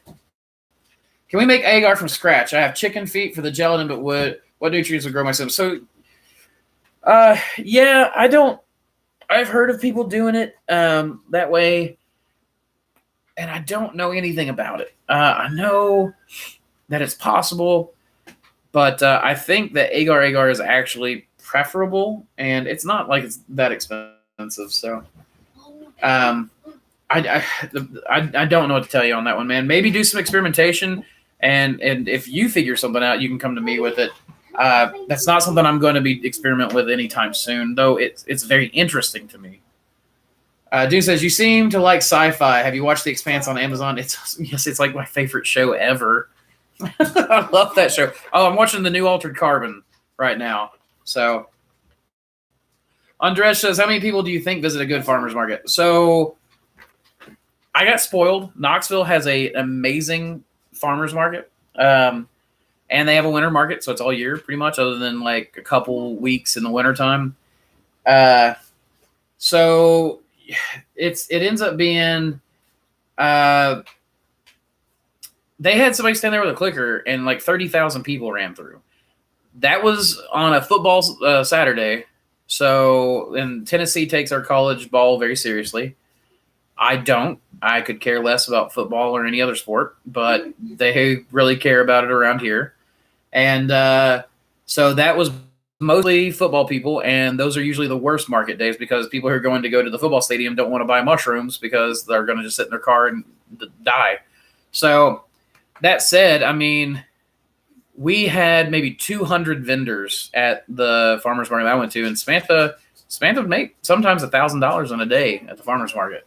So it wasn't bad at all. Bob says, but let me tell you this, Dandridge was our first farmer's market, and it would do almost as well sometimes, and it only had 12 vendors. So a lot of you have to experience a market to know if it's good. It doesn't matter about the size. It is about who comes there, how much disposable income they're spending, and whether Knoxville, you get 30,000 people in and do almost as well as you would at a 12-person market in Dandridge, because the people who came there to Dandridge or 12 vendor market, because the people that came to Dandridge came to buy. The people who came to Knoxville thought, oh, I'm going to walk around in the market for a little bit before I go to the football game. So Bob says, Smugtown is Olga, still in business. She taught at a course last summer I attended. She got a giant autoclave. Oh, nice. Wonder how much that set her back. I've often wondered if those things are really worth it for, anyone larger or anyone smaller than a tier 2 mushroom farm. I have wondered. Screech said, spill it. Yeah. You want a car hood, lol. I'm definitely straight, but I would buy that. Hey, man, only if it's belly out and I can wear a kilt. That's the only way I'm doing it. Chatina is a huge snail signature mycelium block. Oh, is that like the big apple snails? Yeah. So I actually raise mystery snails and eat those. I mean, they're just little apple snails. So multiple wives will get you in trouble. I didn't say I wanted multiple wives. I said I liked it will get you in trouble. Read the Old Testament. It gets you in trouble big time. Are you kidding me? Samantha would murder me. Dogs is not very under no pasteurization tech. Can't stop a sentence and leave us hanging like that. Give us the clue so we can start. I'm not. No, it's really not mine to give. It was Ben's idea, so I'm just gonna have to hold it. Dune says Fremen. Man, I love and admire the Fremen. I don't know that I would want to be one, man. It would be difficult. That'd be a difficult life. Plus, I don't do well in the desert. I'm a wetland creature. I'm the swamp monster. And yeah, Altered Carbon is so good. I think I like the first season more than the second, but it's still really good. I'm reading one of my favorite books of all time. Like Dune's like my favorite book, the Dune series. But A Deepness in the Sky, that is like one of my favorite books of all time. So it's probably the third time I've read it. That and Shogun, James Clavell's Shogun, is that probably got me through. Okay, don't do that again.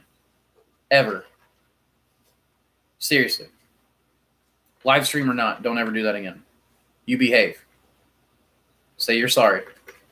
Sorry. So anyways,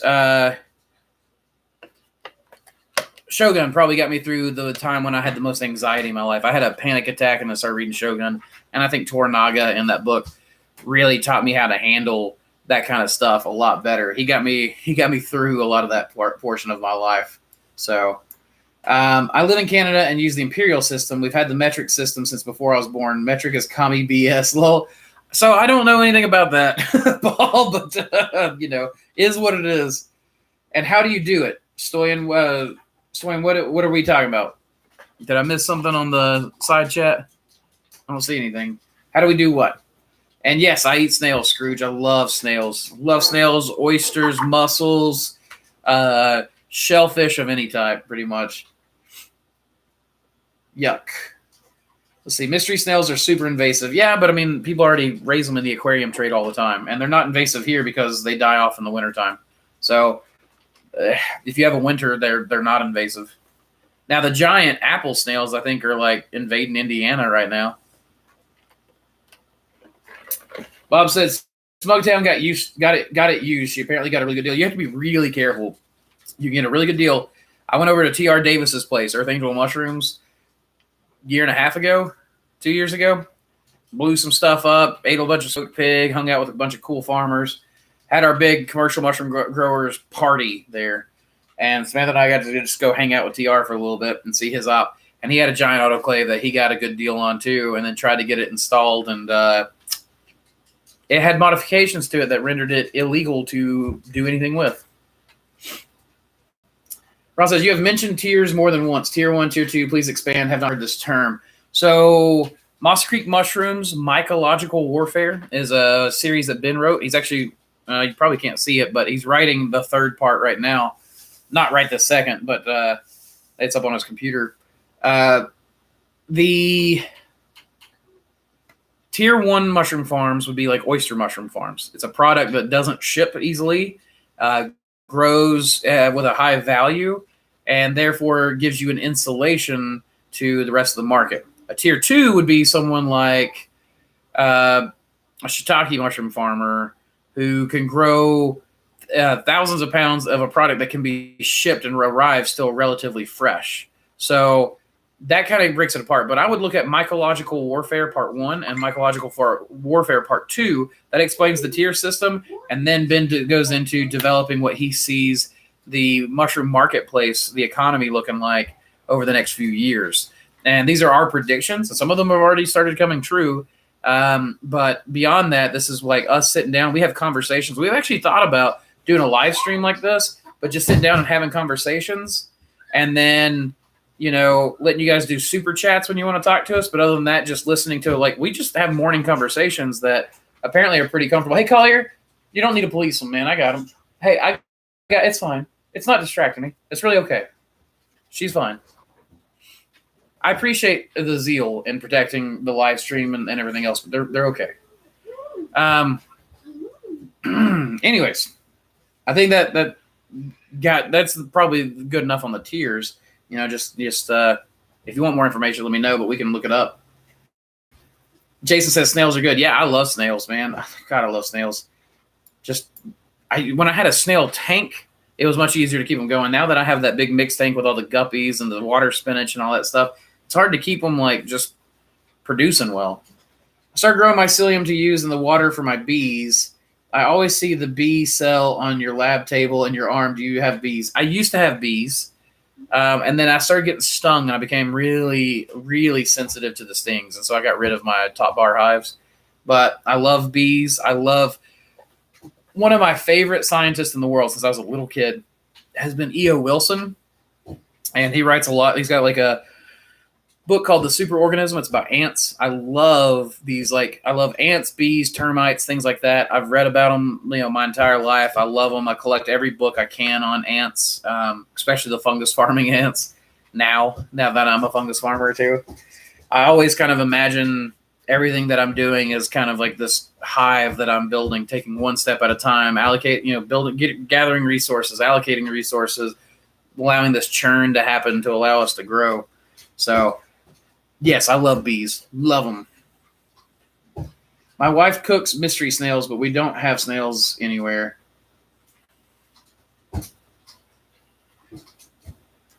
What does that mean? Where do you get your snails? I love snails are just so good. Have you played with Serum polycephalum? Serum polycephalum? Copy and paste and search. Acellular slime mold. Oh, okay. I know what you're talking about now. I didn't recognize the name for some reason. I have not. I would like to. It grows all over our compost piles and our raised beds constantly. That's the dog puke one, right? That one grows all over the place. I'm gonna run some more experiments with it. Teach him to kill trichoderma. That would be interesting. I'd be very interested in seeing your results on that.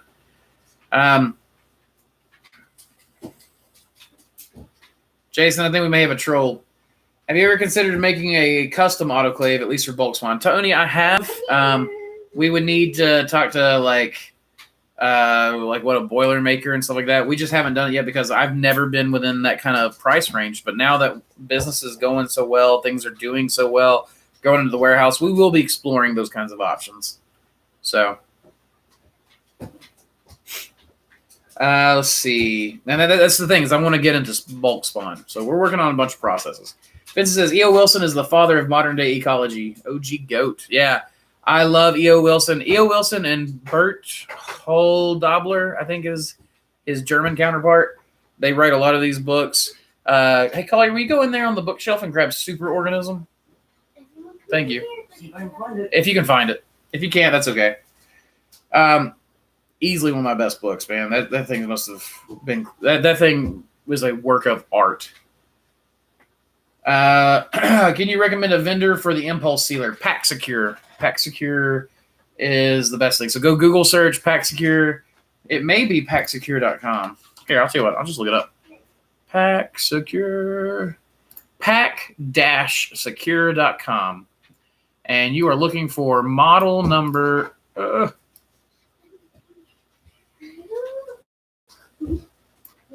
You are looking for this right here, Nancy. This is my exact model. That right there. AIE 405HIM. So maybe that'll help you find it a little bit easier. And it is 5mm. It'll tell you in the specifications. And you will be okay with a 12-inch. I think they do have a 12-inch model that you can get if you look up basically the same stuff, but without the 16-inch. So just check it out. You okay? Yeah. Okay. Thank you for these videos. They are so helpful and motivating. Listening while I myco cultivate. E.O. Wilson is my dude. Heck yeah, man. E.O. Wilson is the dude. And, well, I guess the dude is someone else. But, yeah, E.O. Wilson, thank you, Collier. Bert Holdobler and E.O. Wilson wrote The Superorganism. And this book is a work of magnificence. I mean, this thing it tickles me every time I open it. Let's see. Trying to find, he really goes in. There we go. Like the fungus farmers, leafcutter ants. Read that. That's a trip. You'll start just imagining everywhere that you're a fungus farming ant and you'll sit there and be like, "My little fungus chambers." He's fine. Let him stay. Here, Brody, you want to look at it? Be careful with that book, please. Just got done inoculating 10 jars of King Black Pearl. Had you on in the background. Thank you, Yaggersil. Glad I can keep you company. I'm always, I don't know. I used to do the same thing, but back in the day, there was Mush Farmer and almost nobody else. There were very few people back when I first started to listen to. So Netflix is what oftentimes kept me company. Jocko Willink kept me company during the mid years. Let's see. Can you sterilize? Wow. That means that you're putting me on that kind of level, guys. Be careful with that. I'm dangerous. Can you sterilize bags in a 55-gallon drum with wood burning? So not sterilize. You could pasteurize for sure. Man, I saw some setups somewhere out of the third world, like the Pacific, Southeast Asia. If you'll just go put it back in there on the bookshelf or near it, at least if you can't get to it. Where they had a hillside and they dug straight down, and then they dug out fire pits where they could just load it from the ground. And at the top of the hill, they had barrels sitting, and they had the fire pit, and they would just load. They would load wood, pull ash out, and load it so they could do their long cooks. The problem I would have with wood-fired is that it's going to take you a very long time burning a fire, managing a fire, maintaining a fire. So if you could automate that somehow, gas is a good way to do it, or electric. It would be better. But sterilize, no. Pasteurize, yes. Andrew, I must have missed something. You were saying that Samantha can sell 200 to 400 pounds in Knoxville's market, and then that she can bring $1,000 home. You're not selling a pound for $250, right? No, I mean, none of these were exact, so you guys can't take me exact when you're putting me on the fly like this. Let's see, 400 pounds. So those were often with some chef pickups. I don't know the exact dollar amount. But, I mean, she would have $1,000 days pretty regularly. The problem with what I have with farmers markets is sometimes you'd have a $200 day, and then sometimes you'd have a $1,000 day. And you never knew what you were going to get. Though I will say VG's Bakery guy, every year, every day, plugged his stuff into a spreadsheet, watched the graphs, and then just went, okay, on this day I sold this much, and I brought this much products and sold this much, and I sold this much of this and this much of this. And he was able to get – and he even tracked, was there football games on this day? What was the weather like? Was it rainy? What was the temperature? And then he planned everything based on his spreadsheets. And he would sell out at the very last moment, every market. Guy was a brilliant salesman. Kjellak. What does that mean? Oh, I don't know. I guess I can Google Translate right now. Paste and search. Kjellak. Kjellak, Swedish film documentarian. Swedish film director, screenwriter, and cinematographer. Is he a guy that did some naturalist documentaries? That's cool. I'll have to check him out.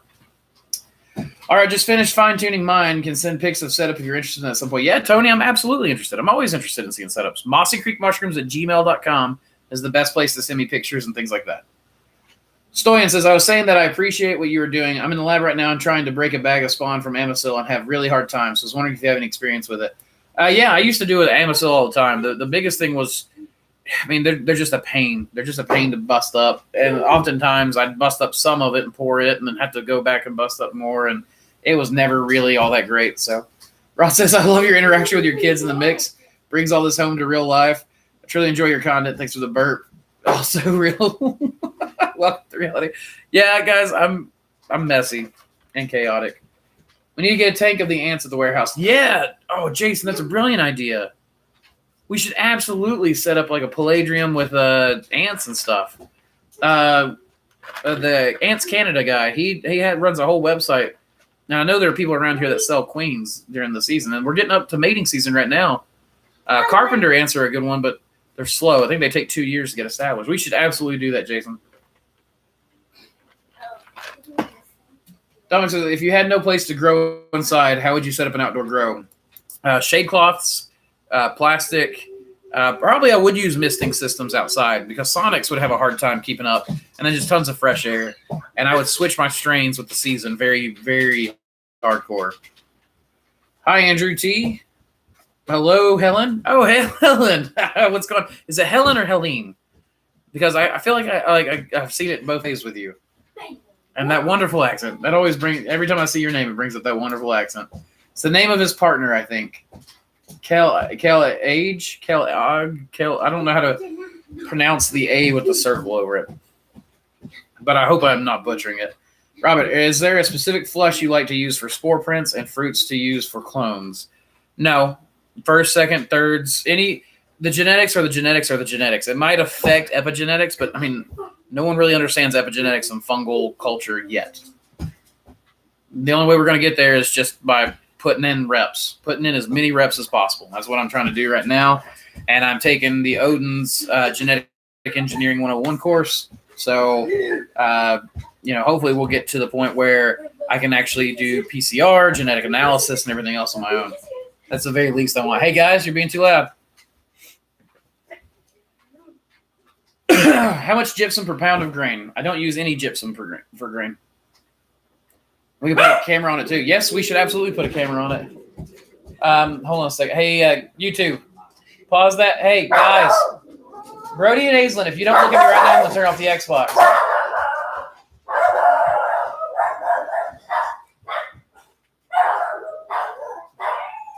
I'm sorry, guys. You have to give me a second. Collier, who is it?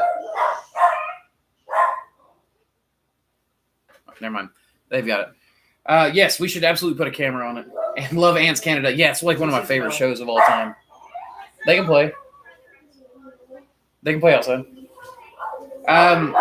Ants Canada is an amazing, amazing show. If you guys haven't watched that yet, go to Ants Canada. Tell him Mossy Creek Mushrooms sent you. He won't know who I am, but it'd be nice if he did. Fantastic shots of mushrooms growing, even more impressive than fantastic fungi. Thank you very much. I appreciate that. I haven't seen a fantastic fungi.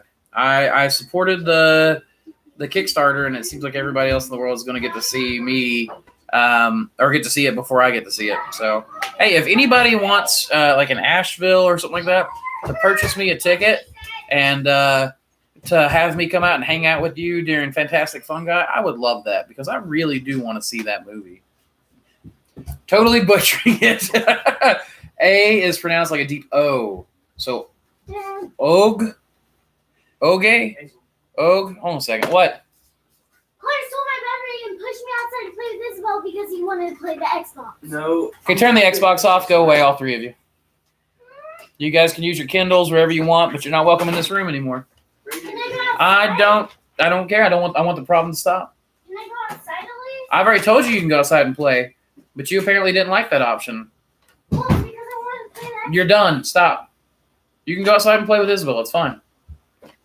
You're just not welcome here at the moment.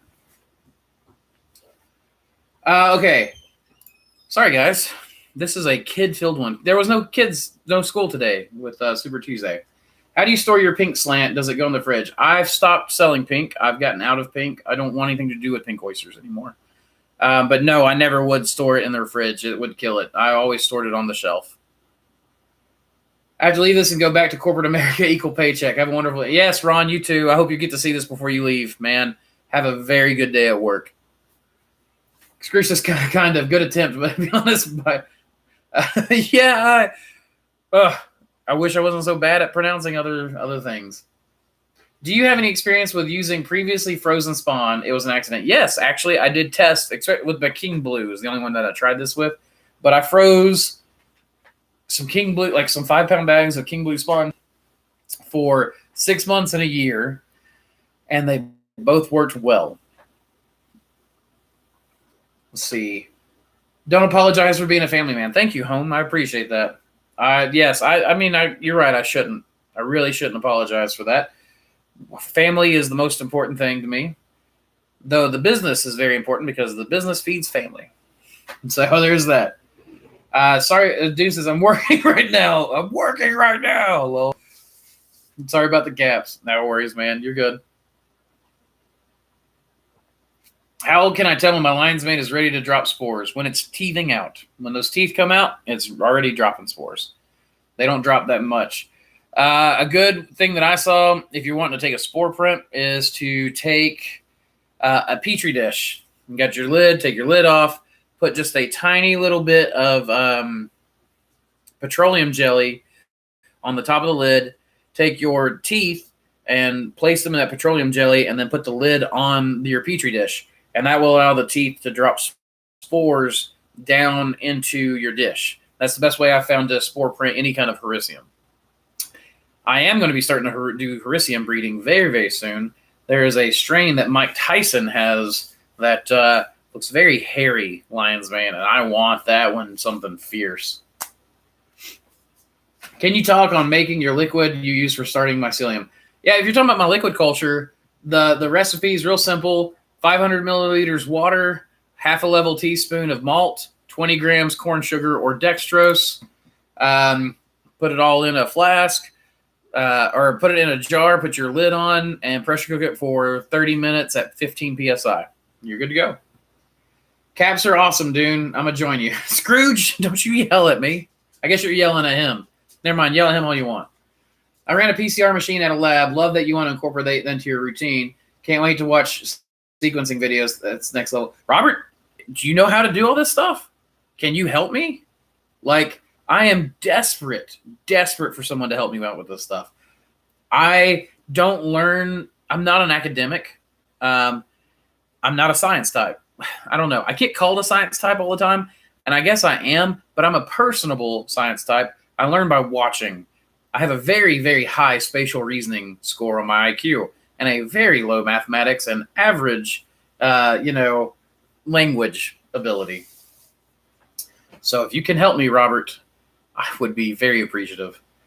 Ron says, I love the fact that your kids are part of this. Welcome to real life. Bye-bye for now. Bye, Ron. Have a great day, man. Nobleman, your family style gives you lots of credit with me, my friend. Thank you very much. Even with me telling you, you're not welcome here, go outside. I wonder why more of the other heavy hitters in the mushroom industry don't keep up on their channel like you do. I miss Myers, What the Fungus, and Earth Angel. So, Miss Myers threw me off when I reread it. Earth Angel, he travels all the time. You also have to realize that online's not his business. He's networking with big guys, and his hope, in my opinion, what the business that he is building is much less depending on person-to-person sales online or anything like that. He is trying to build. First, I think he idolizes the big farms, as he should. Big business is something to aspire to, for sure, especially if you have ambition. And I know TR's got ambition. Dude is ambitious as hell, and he's capable. So he's doing all this networking. He goes along with the bigger guys, and then he's kind of showing you guys what he does. I think he does the YouTube for him. When you're talking about What the Fungus, so he had to take a long break because of legal battles with his farm. His farm had potentially broken some agreements between property owners, and they got that cleared up. And now he is having a baby. He's just had a new baby, which they have a beautiful little baby. And Brian's just a busy guy. He took time off to write his book, his second book. So I think there's part of that. And then the other one is Myers. Myers is deployed. So he will be doing, and he's also, Eric's not really a mushroom farmer. And I don't want to say that to be like offensive. You guys have to realize, I don't know what the profitability level of Eric's farms were, but I don't ever think that was his main profit margin. His main profit margin, he likes to tinker, engineer, and he's good at that. So I think that what Eric does and brings to the table, though he has strengths and weaknesses here, his strengths is that he's a hell of an engineer. He's a hell of a tinkerer. He puts things together, and he's a deal maker. one of his weaknesses is I think he over-engineers things. He always wants things to be the best quality. And I think when you're first starting out as mushroom growing, that's kind of a trap. You don't want everything to be the best quality. You want it to be good enough that you can make your money back on it as quickly as possible, and then it'll put you in the green as quickly as possible, or the black, I guess, is really what I'm supposed to say. So as far as everyone else not keeping up with their channel, I just don't think everybody else is as dependent on it. This book right here, again, I'm going to plug this book again, A Deepness in the Sky, about space traders. And one of the things they do, they take some hundreds of years to cross, so they have to sleep most of the drive. And the entire time, the Chang Ho are putting out, that's the name of the civilization. And since I've been in high school, I have emulated the Chang Ho. These guys they're space traders, they're merchant families.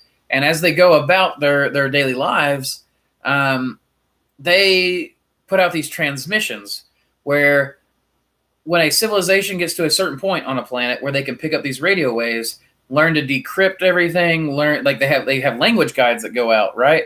So now, oh crap, these language guides help me learn their language. Now I can learn their information. Now I can build my civilization up. So the Chang Ho are driving towards a planet, pushing transmissions out, saying, hey guys, this is the way you do things, or this is the way you can do things.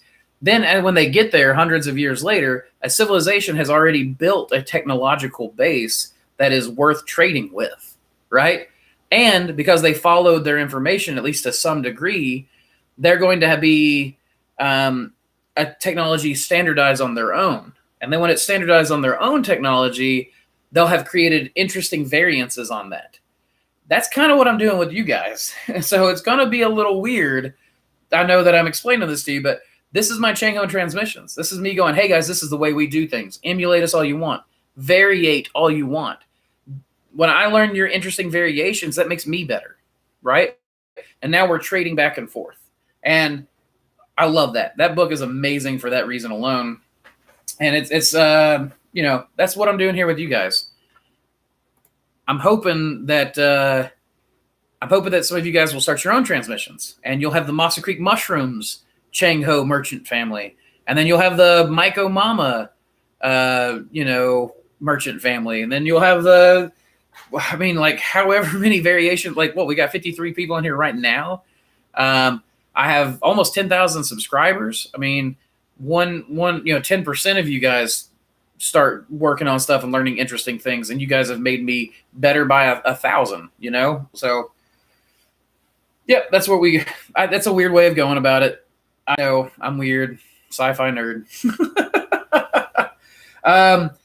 You said, let's see, Yagdrasil says, I only run HPLC and sometimes some NMR, Cozy, also UV-VIS, mostly analytical stuff. Yagdrasil, I don't know any of that means. That's if that tells you anything about where I'm at. I don't know what any of that means. So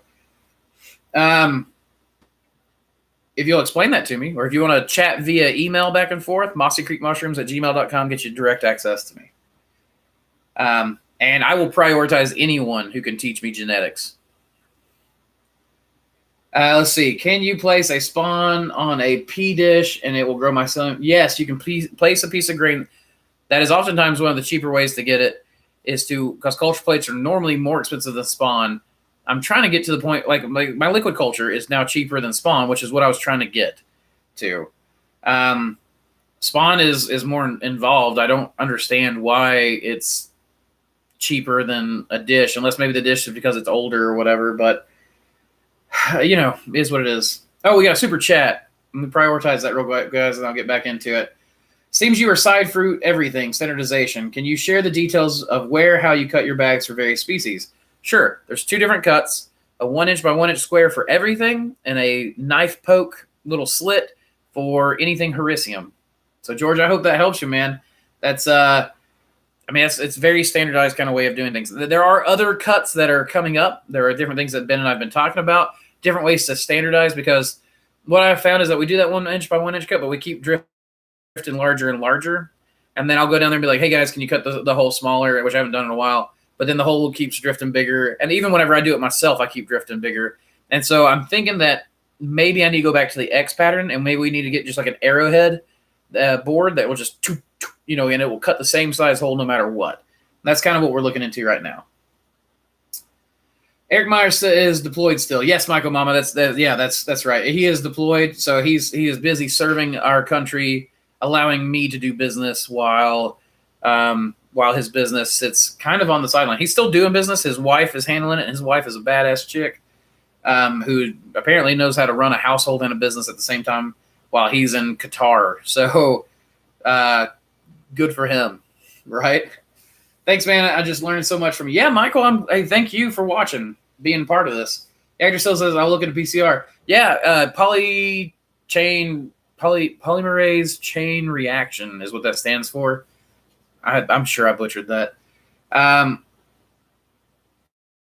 Yeah, I really hope that you get into it, man. If and anything you guys can help me with, I would love to get a whole network of us going together, learning genetics, maybe helping each other back and forth and getting this going. So, super badass story you're telling about your YouTube Django transmission. Hey, man, I'm glad you liked it. I was a little worried that I was nerding out and not being that interesting, actually. So, Mushhead says, sharing mushroom cultivation knowledge on these live streams is top level. Mad props, my man. Hey, thank you very much. I appreciate that. I had no idea these would work. Robin brought this idea to me, so you guys can thank Robin for that.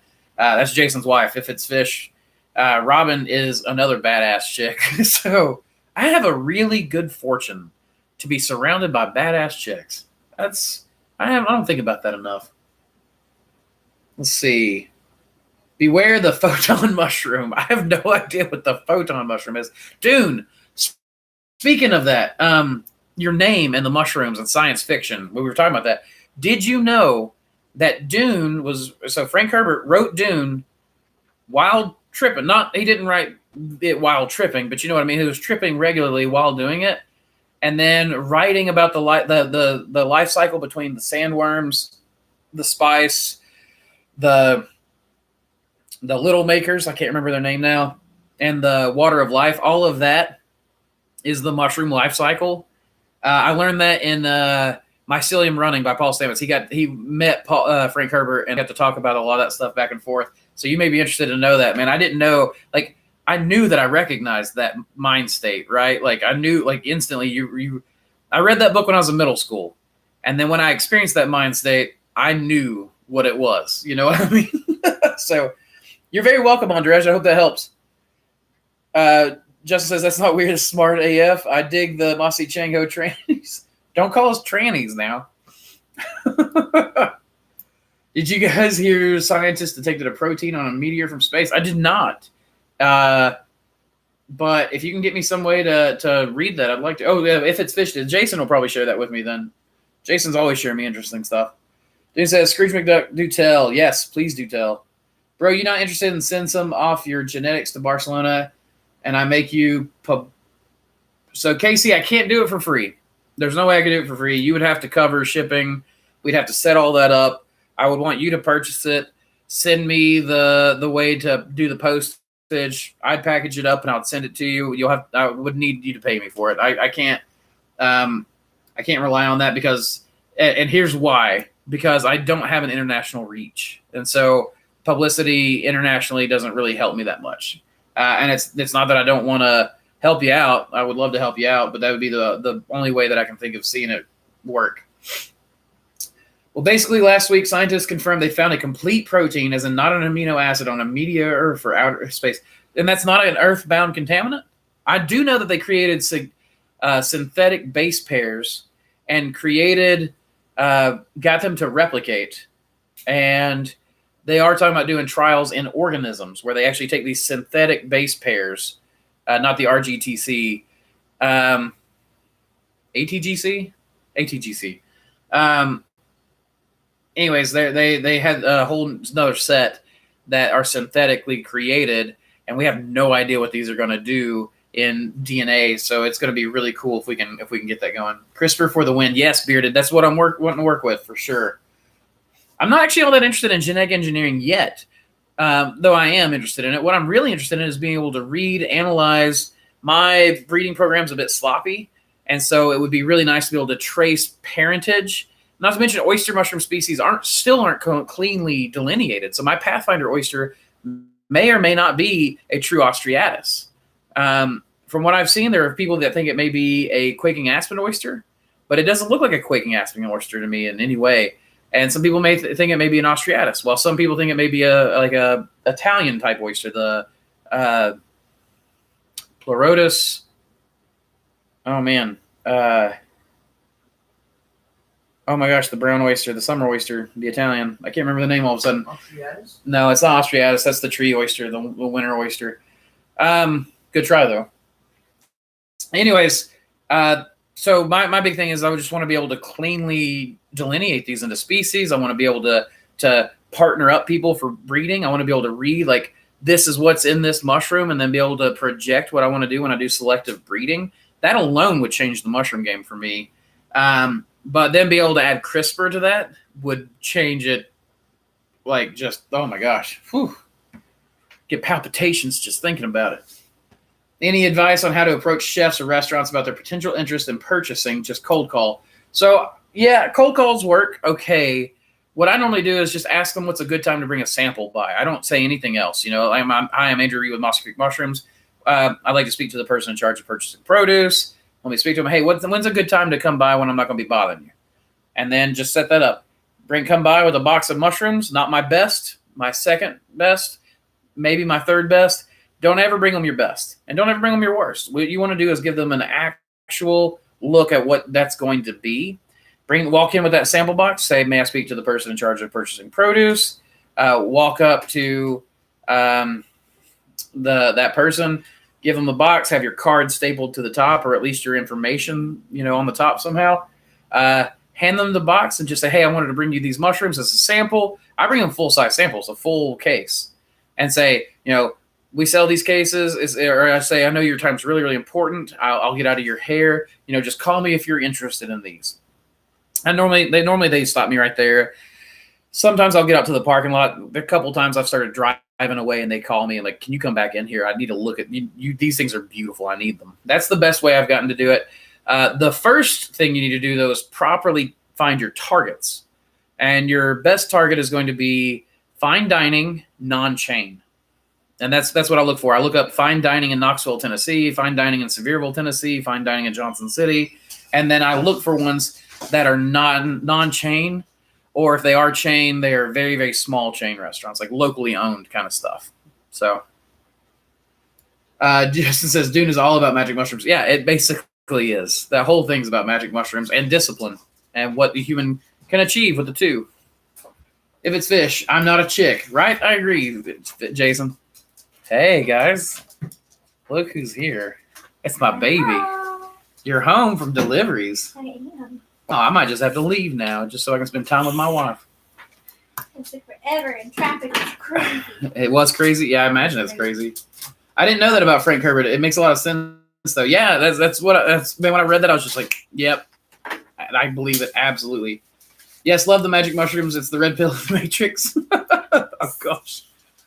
Oh, man. Reply, cuts. Awesome. Thank you. How many squared pokes do you generally do in your 12 by max? Just one. Just one 1 inch by 1 inch hole. I mean, it's tiny.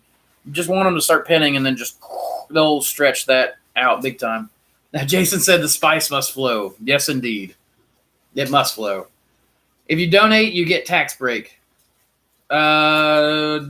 Yes, depending. That is true, Thomas. You're right. You're not wrong. Casey said, I cover shipping for sure, no problem. Hey, Casey, just email me at mossycreekmushrooms@gmail.com. It'd be an easier place to hammer out a deal than right here for sure. But yeah, man, I mean, like, let's talk. We'll get something worked out. It's found inside the meteorite. Inside the meteorite. A full protein. Non-amino acid full protein. Damn. Okay. That's interesting. I will look that up later. 1 square and 1 slice per bag, George. Not on George. Oh, Scrooge. Gotcha. Or 1 slice, not both on the same bag. Yes, correct. It is 1 square or 1 poke. That's about it.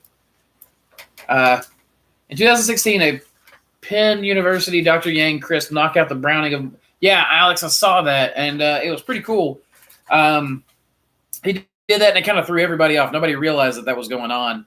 Kind of like the guy that the Chinese doctor that genetically engineered those Chinese babies to be HIV resistant. I think their mother had HIV, and they were actually born HIV free because of that gene. So So it's really interesting, that kind of stuff exists. Pulmonarius, thank you, Justin L. Yes, Pleurotus pulmonarius is the brown Italian. I don't know why I forgot that.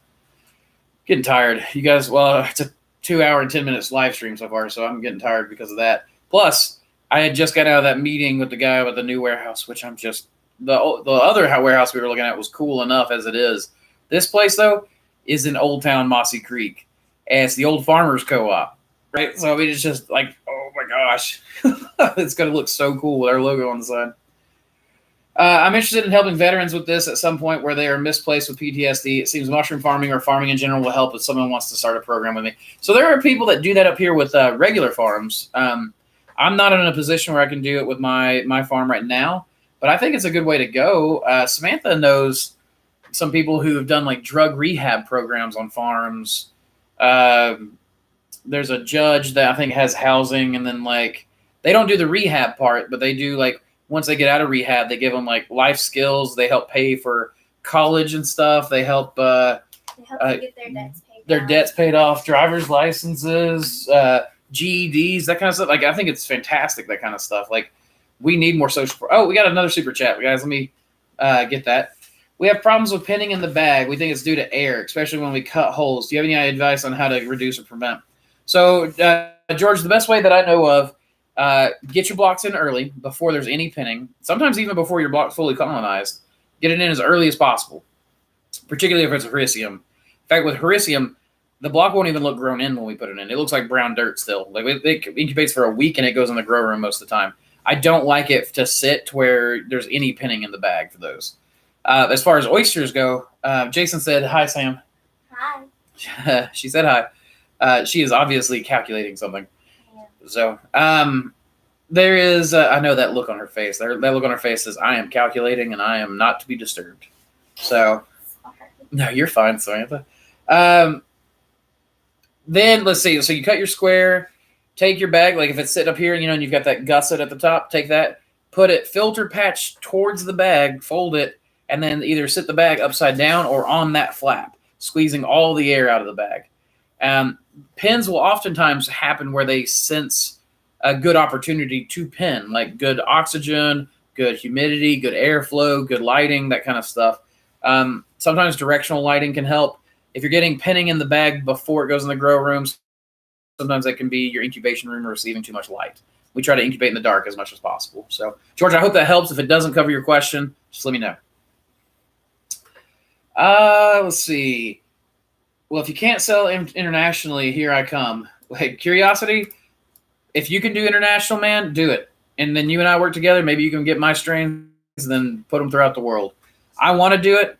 I don't know all the regulations and stuff. And I've got some people that have talked to me about it, and I'm working on talking to some more people about it. And it's just one of those things where every country seems to have their own, set of rules and everything else. And I'm not exactly in the club yet.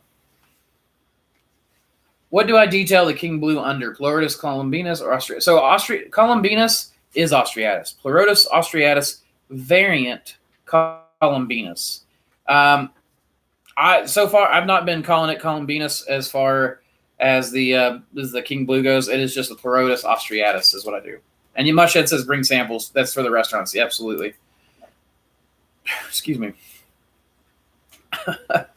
USDA approved as non-GMO, but awaiting FDA for human consumption.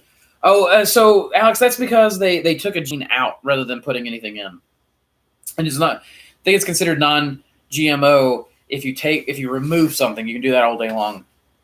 It's when you transgenically add something that's a problem.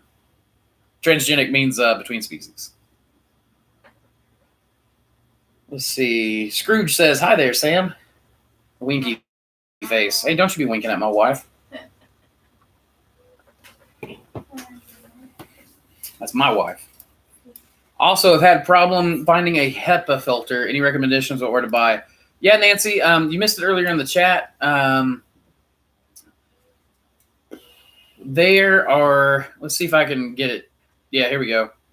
I can't link anything. So what I'm going to do is I'm going to link the title, or I'm not going to link it. I'm going to put the title in the chat here.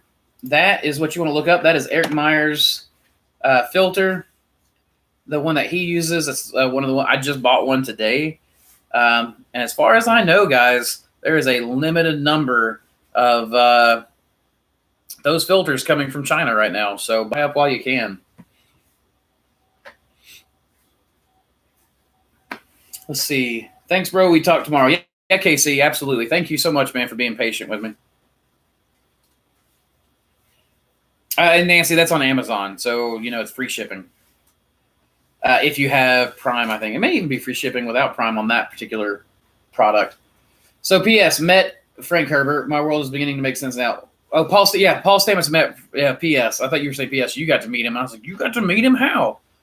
Yeah, Paul Stamets and Frank Herbert knew each other. Apparently, they became friends. So, and I like Paul Stamets a lot. I'd love to meet him. Like, that guy, he gets so much crap. I don't like that he gets so much crap. People who learned from him grew beyond the knowledge that he had written down in a book and think they can judge him. It just really bothers me. Bob G. Forrest, how do you decide what strain to bring for your sample? We do a mixture. When we do sample boxes, we try to do a mixture of stuff. And then they can give us like hey, I really liked this one mushroom more than the others. But it's really whatever we have available. It may not be a mix. It may be a completely monocultured box. So, is what it is. Justin L. Cap and Stem told me to wrap bags with rubber band or clear packing tape to keep bag close to substrate. This should help with the air out and no peening from behind the bag. I've never tried that. That might be a good way to go. It just seems like doing that for every bag would be labor intensive and not worth it to me. But maybe. I don't know. It just kind of depends. Okay. I learned this. The A with the circle over it is a O sound. So, Hovard Johansson, tell me if I butchered your name, please. You said, how do you differentiate the yellow hue looking at mycelium bacteria from the underside of a dish? Do you use a healthy dish as control, or is it easy to see the difference with a bit of experience? Once you get experience with this stuff, even Jason and I were talking about this the other day because he's getting the eye for it now.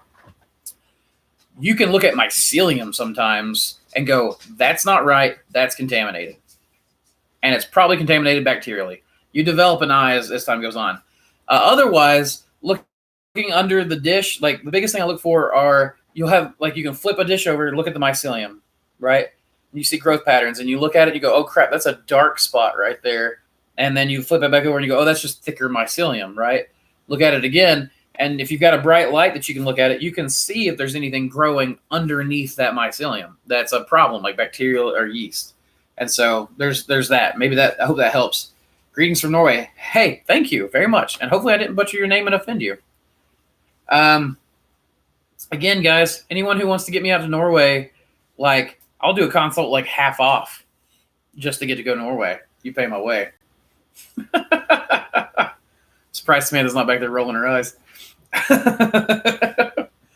These numbers in. Scrooge says winking as a friend. So he's winking at you, Samantha, as a friend. I figured, Scrooge. I'm just messing with you. Rich says, I go to Alibaba for HEPA filters. I was looking at that. I was actually looking at autoclaves on Alibaba yesterday. I see the bear's head grow ever going to be as LC. Do I not have that in LC right now? And what are the differences between? So I have it in LC. If it's not listed, then I guess I can go and get it listed right now. As far as the differences between that and comb tooth. So comb tooth grows branched, whereas bear's head grows in a big lump like a lion's mane. The comb tooth is very, very sweet. The texture is very like lobster tail, whereas the bear's head is more like crab meat. It is also sweet. And, man, when they start to mature and the tops get just slightly brown, picking them, it smells like maple syrup. It's crazy. Just faintly like maple syrup. Don't go, my goodness, it didn't blow up in my face with maple syrup. You're welcome, Nancy. I hope that helped you. I just ordered my filter today too, but no free shipping, not available for Prime. But I did get the one that's on Eric's kit. Okay, so you got to have Prime, I guess, to get the free shipping. Eric's kit's a good way to go. If you can get his link, I don't know where his link is actually at, but if you can get his link and do that, that will actually help support him. He sent me the link, and that's how I was able to do it. But since I can't link it to you guys, I don't have a good way of helping support him with that. Now, I think you have to use the link for it to support him. So maybe you guys can go to Eric Myers' website or message him directly or look up Eric Myers HEPA filter, and maybe there will be a link somewhere that you can use. That way it'll actually support him. Thanks a lot for the restaurant advice from you and others. Hey, absolutely, Ice. I hope that really, really helps. Harvard. We're getting pretty close. Winky face. Stamets is an inspiration. A lot of us wouldn't be in this if it wasn't for him, and maybe very few others. There's a lot of people. So Paul Stamets is easily the most easily seen out of everyone. It's because he loves media. And I don't think that he actually likes media. I think so. When I started this YouTube channel, guys, I go back and watch my first video. I was terrified of the camera. I was terrified of public speaking. I was terrified of all of that stuff. Like, I would look at the camera, like, okay, Samantha and I were on Channel 10 News one time, and I literally went up there, and I'll be honest, I smoked a little bit beforehand because I was so nervous I thought I was going to throw up. So, smoked a little bit, just a tiny little bit. But we go up there, and we start the interview, and I'm fine. As soon as the camera cuts on, and they're looking at me, I black out. I don't remember that at all. Samantha really held it together, and then next thing you know, I'm in the car, right? Everything's fine, and Samantha's like, "What's going on?" I'm like, "Did we just do the interview?" She's like, "Yeah," and I'm like, "I don't remember. I seriously don't remember that at all. I was so nervous." That's why you didn't get a nicotine high before you got on TV. It wasn't a nicotine high, Samantha. It was a different kind. I know you're trying to give me plausible deniability, but I don't need plausible deniability. Yeah, right. Fuck it. I'll go in jail. That's awesome. So I think that Paul Stamets kind of does, when I started this YouTube channel, it was almost a challenge to myself. It was the way I wanted the business to grow, and I knew that it was going to terrify me. And the first videos I made have so much editing in them and so much masking, so many hours trying to polish those videos because I was so nervous I would black out to the camera. And just looking at it, it was like staring into the void. And the void was staring back, and it scared me to death. And, but as time has gone on, I took it on as a challenge. I'm afraid of heights, or at least I used to be afraid of heights. And I still am. But one of the things I started doing was every chance I could, go up high, climb the ladder, get on the roof, go do whatever for a long time. As I did that, I went over and helped my dad work on a deck and, looking down through those floorboards. And it's just that you would go, really weird. I used to be full of all kinds of fears, and doing that is, I don't know. It just helped me a lot. I think Paul does that because he talked about he had a bad stuttering problem and everything else, and mushrooms helped him cure that stutter for the most part. But I'm sure it wasn't just that. It was discipline. Paul's a highly disciplined individual. So I think that he's exactly the kind of guy who's like, you know what? I'm scared of it. I'm going to challenge it. I'm going to go towards it. And I'm not going to be as weak in that area as what I am. Thomas says, love from Norway. Thank you. I love all this love I'm getting from Norway. Scrooge, I don't know what that means. Norske Fjelldavar? I'm going to try to pronounce it, and I'm going to screw it up. Rogan has had some food chats with Paul. He has had food chats with Paul? I've seen both of his podcasts with him. Hey, Andrews, I made this live stream. Joseph, you made what live stream? Oh, you made it to this live stream. Yeah. Welcome, Joseph. Hey, it's you, Cicerello. I got you, man. Welcome. Coronavirus, indeed. Oh, for the HEPA filters. Yeah, I bet that's why they're selling out like crazy. Oh, plus... I think Eric Myers said he's got one shipment coming from China, like an entire container full. And then other than that, I think supplies are drying up. So I definitely got my HEPA filter when I could. And my fans. I ordered a bunch of fans already and humidifiers and things like that to stock up. I don't think it's going to be a big problem, but I needed it all for the expansion anyway. So it was better just to go ahead and get it and stock up for the expansion than it was to wait. Lol, not food, good chats. Oh, sorry, Jason, I got you. I just didn't read long enough. Oofda. What are you guys doing? I don't speak Old Norse if that's what you're doing. Thank you for or Norwegian. I don't speak that either. Thank you for letting me know about RO water plus agar to clean up cultures. Looks like my contaminated lion's vein is going to make it. Heck yeah, man. Good job. Awesome. Congratulations. That water agar is the bee's knees is the nice way to say that. I was going to say something else, but bee's knees works. I try to keep I didn't used to cuss. And I went to boot camp. And then when I was in boot camp, I started cussing. And then after that, it has just been a slow slide down into, horrible language. My grandfather raised me. Anytime I'd cuss, he'd say, now, Andrew, people who don't have anything to say swear. And I thought, okay, well, I'm going to try not to swear. Then I grew up and it became so much fun that, you all right, Samantha? Yeah. Oh, man.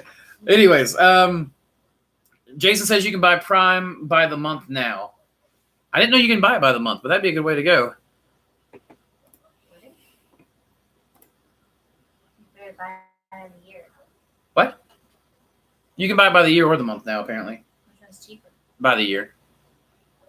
He was telling the people who were shipping the HEPA filters, I think. Oh. That they just want to get it for the month or whatever. Speaking of... Nancy says, or his YouTube channel. Oh, yeah, Eric Myers' link. You could probably get it off his YouTube channel for the HEPA filters. Yeah, absolutely. You're saying what? Negotiated a deal. You negotiated a deal? Let's hear this, guys. With Farmers Co-op. With the Farmers Co-op. And they said that if we could buy... So currently we're paying like $10 and something Yeah, per we're 50-pound bag. for a 50-pound bag, we're paying $10 and something. And if we can buy more than 40 at once, then they'll reduce it down to $9.75. And if we can buy our entire year's supply worth, they'll reduce it down to $8.75. That's $2 off per bag. Let's see. $9.75 times 40 would be $4.90. So that's about $30 off per 40 bags. And we go through 40 bags in no time, so that'd save us some money. My wife, see, I told you guys we're the Chang Ho. We are the merchant family. So my son, he's sitting over here right now, does origami and then goes to school and sells it. And this kid comes home with $50 a day and he's in 4th grade. Making origami and selling it. Oh, he's a mess. 11. Got another son who trades stuff, who he's got that same manipulative gene I had growing up where I used to manipulate my little brother out of money all the time. He shrugs. I'm completely okay with that. All right. If you go to Eric's YouTube vid on the HEPA filter build, it has the link. Okay, thank you, T. Walker. Guys, if you're going to get the HEPA filter, please go to Eric Myers' YouTube vid on HEPA filter building. Use that link so you support him, guys. And if you do, just drop him a line and say, hey, guys, saw on Andrew Reed's channel, whatever. Just let him know that it came through me. I try to be as good to Eric as I can, and Eric seems like he tries to be as good to me as he can. And I want this community. I just want people knowing when I send them their way, please. It doesn't get me anything except reputation, and reputation's everything. Well, I can't believe you're admitting to all this on stream. Admitting to what? Don't get me in trouble, Samantha. She's looking at me. And what was I admitting to, Scrooge? You talking about the fear or talking about the? I need a better lawyer. I need a better lawyer. I have one on retainer. And I have Prime. It says not available for Prime's free shipping is what I was trying to say. Yeah, it's not Prime's free shipping. It's not 2-day free shipping. It's just free shipping. Looks like Luminous Girl did something and Jason squashed her. So thank you, Jason. I'm sure that it was inappropriate. In fact, I'm just going to view it just to see what it was. Okay, well, yeah. That definitely needs to be caught off the chat. No one needs to know what she's doing at work. Oh, man. Can you make a video on strain isolation? I did already, Thomas. Let's see. Melanie just wrote a blog post today. If you go to mosscreekmushrooms.com, go to the blog. First post should be my strain isolation, and the video will be linked there. But I absolutely already did one on strain isolation. The LC of Chestnuts is doing well. Good, Joe. I'm glad. Did I send you more than Chestnut, or was that the only thing I sent you? I'm glad that it's doing well. That Chestnut strain's a really good one. Cussing is the effing S, man. Trying to stay monetized, man. No, I'm just playing. Plus, people who cuss are more honest. I mean, I agree and I disagree. I think you can still be honest and not cuss, you know. But yeah, people who don't are being deceitful, and they're probably hiding something much worse. Where's your wallet? My wallet? It's in the top. What? No. What are you doing? Stay on my wallet. Why are you going to my wallet? I need information. Oh, well, then get it.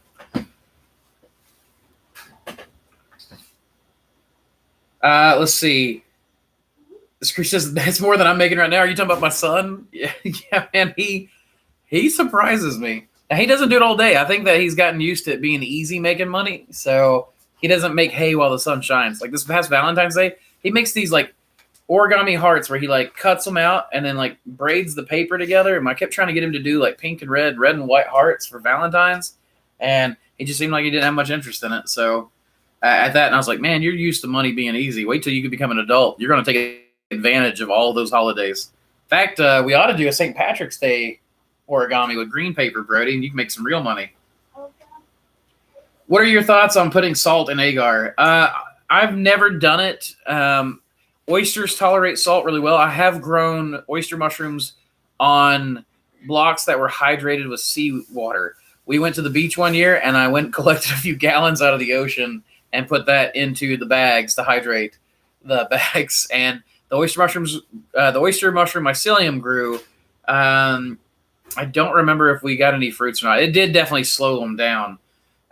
So maybe you can do it as a buffer for when you want to clean up cultures. Like maybe a saltwater agar as the water agar would work. Watch both videos so you size your fan correctly with your HEPA filter. Eric talks and teaches how to do that in video 1.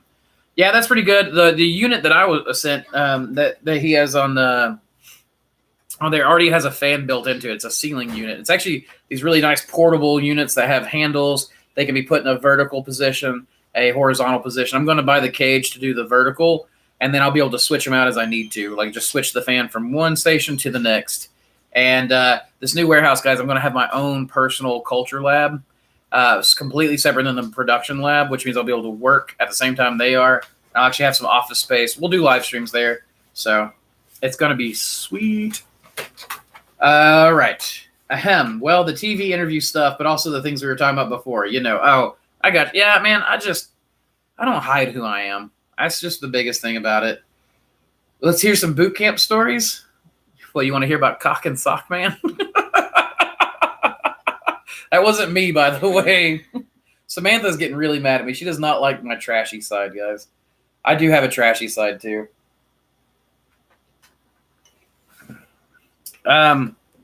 Boot camp stories. One time we were in parade and we were marching, doing drills back and forth. And as we're there, we hear a guy, I want to go home. And we look up, and our drill instructor had us look up.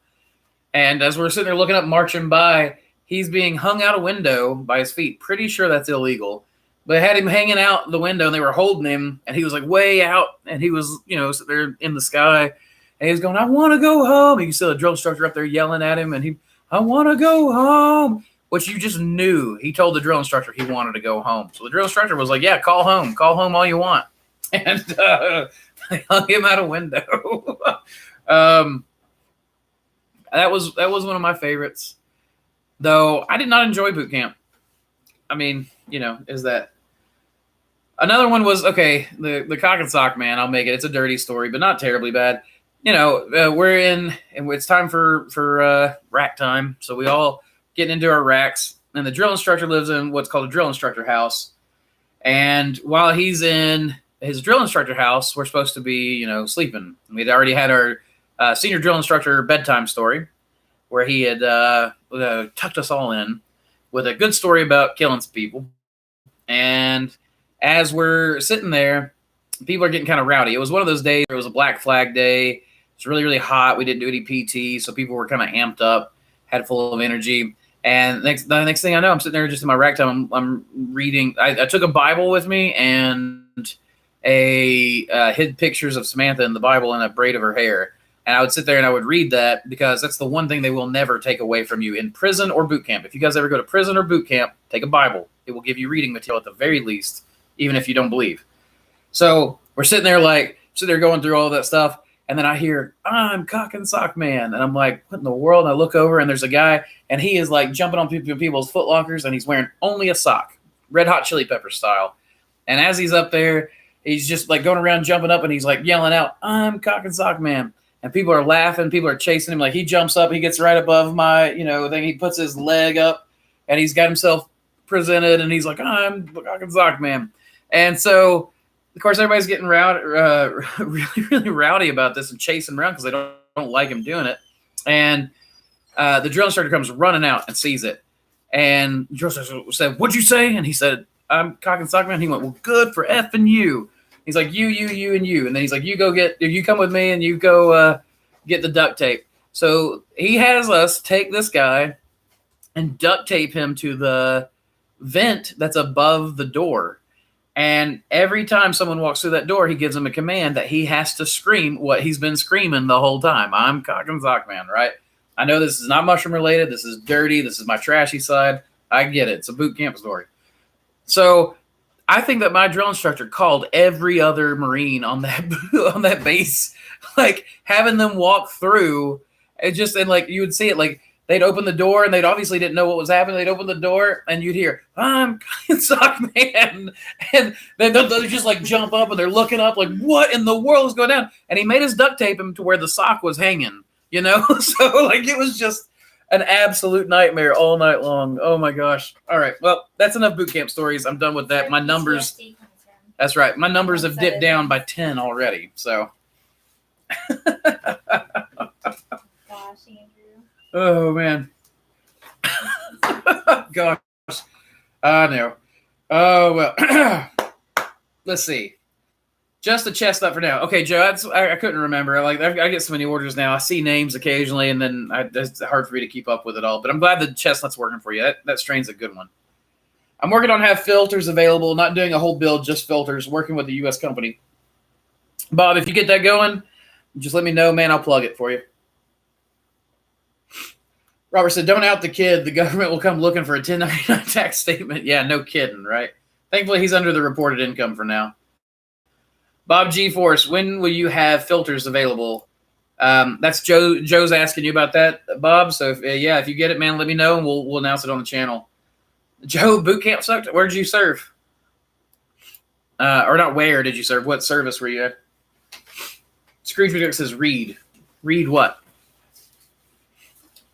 Alexandra Polish Girl says hi. Well, hello, Polish Girl. Welcome to the chat. Dilute seawater at 1:30 ratio, then use it. Tell Sam how that we now pay call girls with mushrooms, so the wallet is always full. Well, I guess I just told her that, but that is not what I do, Samantha. He's trying to get me in trouble. Thanks, Robert. Do you have a video on building a sterilization drum or trough? Also, can you pasteurize in those that I do pasteurize in a trough. I don't have a video on building a sterilization drum because of liability issues. Ben is working on it. Yes, Collier, we see it. We don't have a one on building it, but we will. So eventually. Actually, we're probably just going to start using sauna steamers, guys. I'm going to use an affiliate link and just sell the sauna steamers. It's going to be, they won't be quite as cheap as building your own, but it will be a plug-and-play solution with very little modification. And then eventually we are going to build steamer kits and ship those. Now that we're going to have a shipping dock, guys, I'm going to be able to ship all kinds of kits. Fruiting blocks, I'll be able to ship those across the United States. So we're getting there, so for sure. Hey, Bearded, yeah, absolutely, Semper Fi. I am not a Marine. I did not make it through boot camp. So please, I admire and respect all Marines, but do not think I am a Marine. I do not deserve that title. I had reactive airway disease and got a medical discharge. So I don't deserve the title, but I did want to serve. So my family has been military for a very long time. That's Scots-Irish tradition. Joe says, Navy. Oh, okay. Thank you for your service, man. Thank you very, very much. And Bearded Bullets, that's your way of saying that you are a Marine as well, then or that you are a Marine and that you have served as well. Thank you for your service. Oh, read your Bible. Gotcha. Yeah. I mean, that's like that's the one thing. Like when I went to jail, I didn't go to jail for very long. Do not think that I am a big jail person, but I ended up just going in. And I said, "Hey, can I get a Bible?" And they were like, "What?" And I was like, "Can I get a Bible? I'd like a Bible while I'm in here." And they cannot refuse you that. So it's always a good one to know if you're going somewhere with the government. Like you have rights to at least get that reading material and your mail. Joseph or Rich says USMC. Thank you for your service, Rich. I really appreciate the service that you guys give while we get to, stay here on our fat butts and be safe and do business. So like I said, man, I wish I had been a Marine and was a Marine, but didn't quite make it. Lance says, so your wife has 4 children. Nope, we have 3 children. Let's see. You said, have you ever used worm compost for growing button mushrooms? Do you have any experience with how the yield turns out compared to using horse or cow manure? Oh, gotcha, Scrooge. I see what you're saying. As far as the worm castings, I have not used those. Actually, Jason runs a worm bin. And if he still has that going and he's got castings, maybe we can try it with some compost-loving species like portobellos. That's not a bad idea.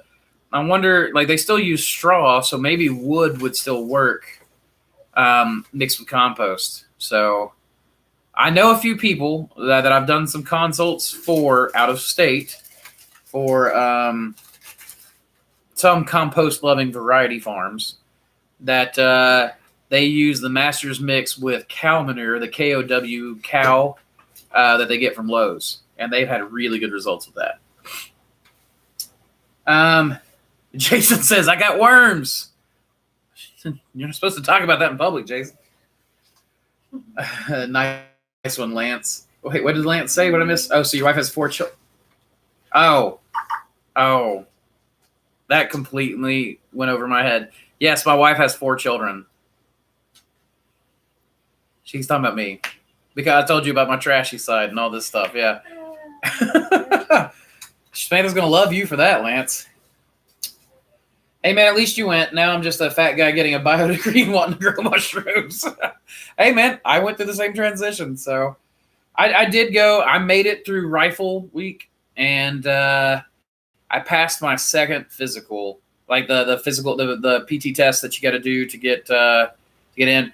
But I ended up starting to go on crutches a lot. I ended up having shin splints constantly, bad knee pain, and then that's when I found out I have rheumatoid arthritis and reactive airway disease. They actually had diagnosed me with an enlarged heart, but when I got out, they did x-rays of my heart and come to find out it's not enlarged. So I actually halfway wonder if the inflammation issues I have affect my heart because lupus runs in my family very strongly. So, there's that. Andrew, I think Lance was saying you are one of the kids. Yeah, Joe, I boot up slow. So, and what he's not telling you is that whenever he's in a good mood, it's exasperated. What do you mean by that? Exasperated. You get extra excited. Yes, when I'm in a good mood, I definitely. Samantha doesn't like it because when I'm in a good mood, I like to pick and play and prod and poke, and she usually gets angry at me when I'm happy. So usually Samantha's most happy when I'm miserable. That's not true. Oh my goodness. I keep writing 2019. All right, let's see. How dare you get real and talk about consuming a little devil's lettuce, lol. Right? Sign there. Sign there. Hold on, guys. I have a contractual engagement that I have to fulfill. Date of 3/3/20. 2020. Don't write 19 like I just did.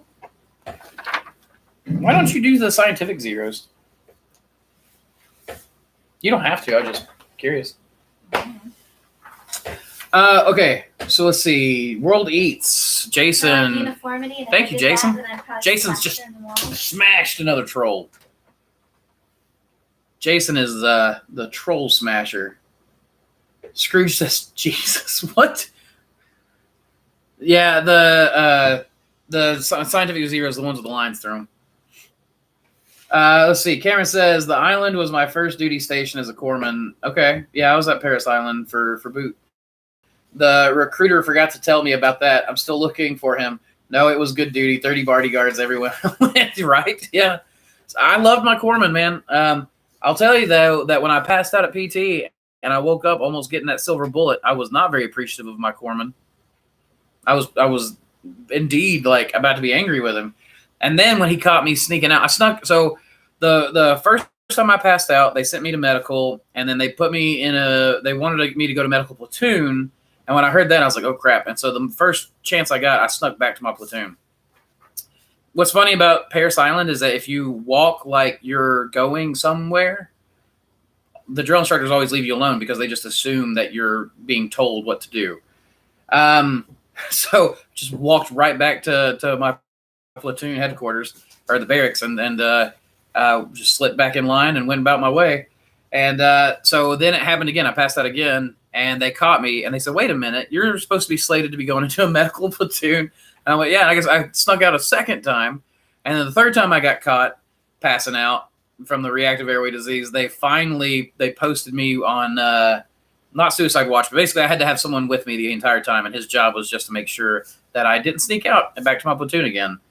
And then that's where I had the long wait till that's where I had the long helicopter ride to Florida and all that stuff for all the testing and everything. So that said, man, like, you know, corpsmen do a good job. And they're like my favorite Navy personnel. So thank you for your service, Cameron. Screech says, show us a picture. Show you a picture of what?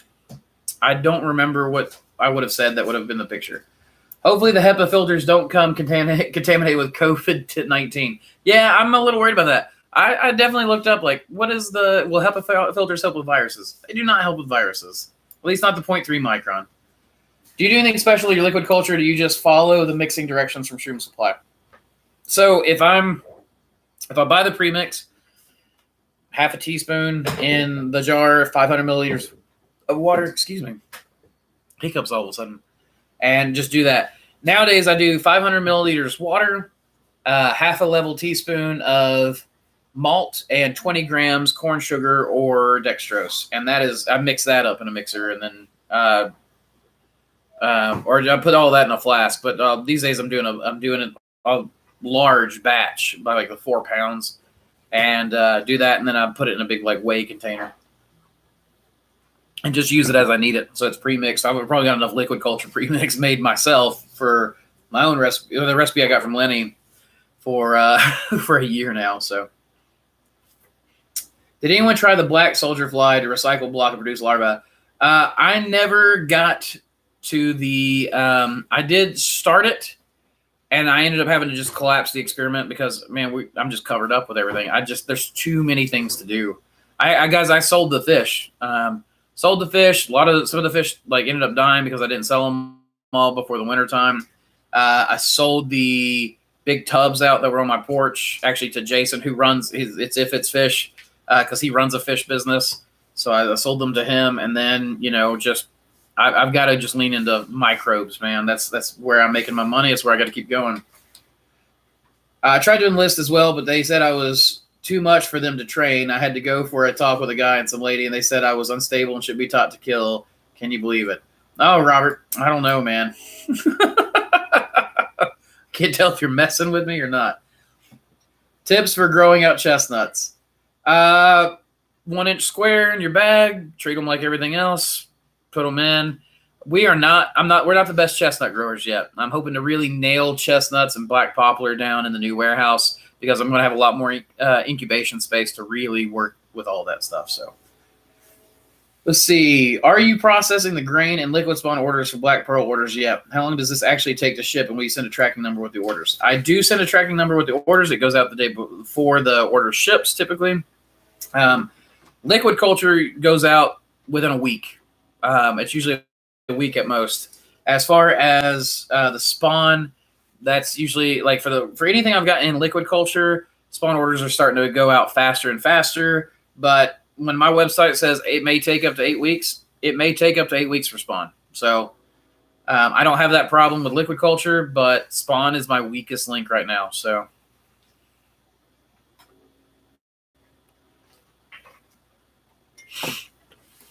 Jason, we got another troll trying to spam it, but it's not working. I wish he'd just learned that it's not going to go through. When during the month do you ship subscription orders? Excited to get my first sets. Also, is that liquid culture special still running? It is still running. It's just go there. There's a bulk liquid culture. Just buy that and you've got that. As far as subscription orders, if you're talking about for the Patreon, that goes out. Usually I'll let people do 2 or 3 months, and then I'll ship like 4 or 5 syringes to them. Then go for another 2 or 3 months and ship 4 or 5 syringes to them. If you want it one at a time, we can do that.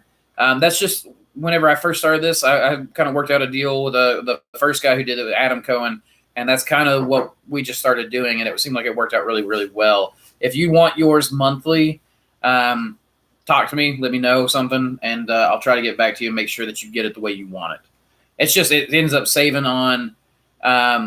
me on postage, and then what that does is allow me to get you a good like variety in thanks for saving me that postage. All right, guys, hold on a second.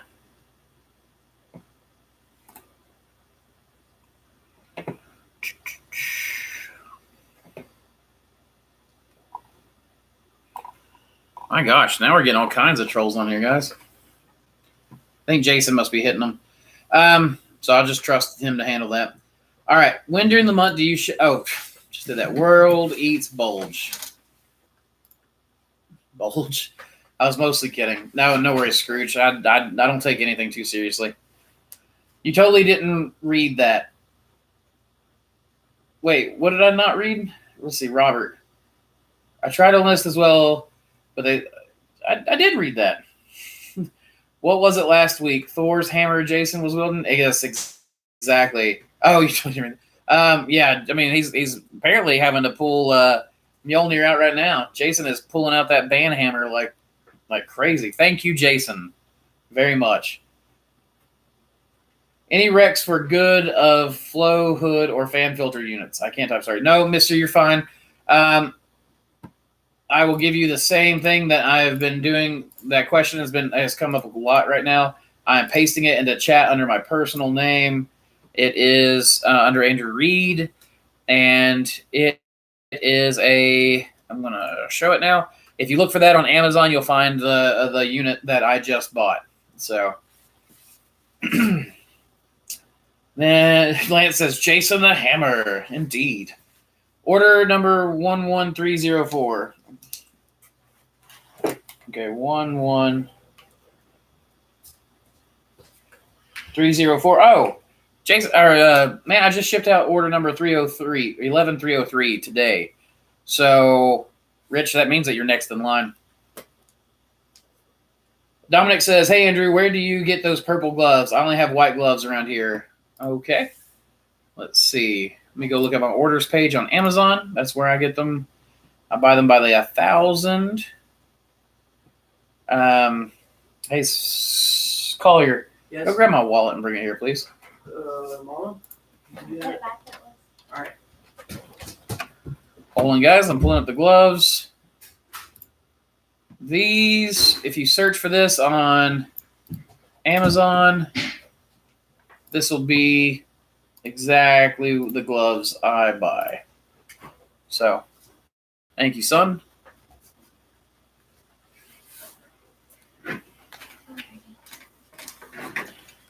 So those are the gloves that I buy. Looks like they did come up just fine. So, see, Scrooge says, hi, Sam. Hi. Oh, so you're in the chat. No, I'm dad's son under mom's account. Sorry. It's me. It's me. It's me.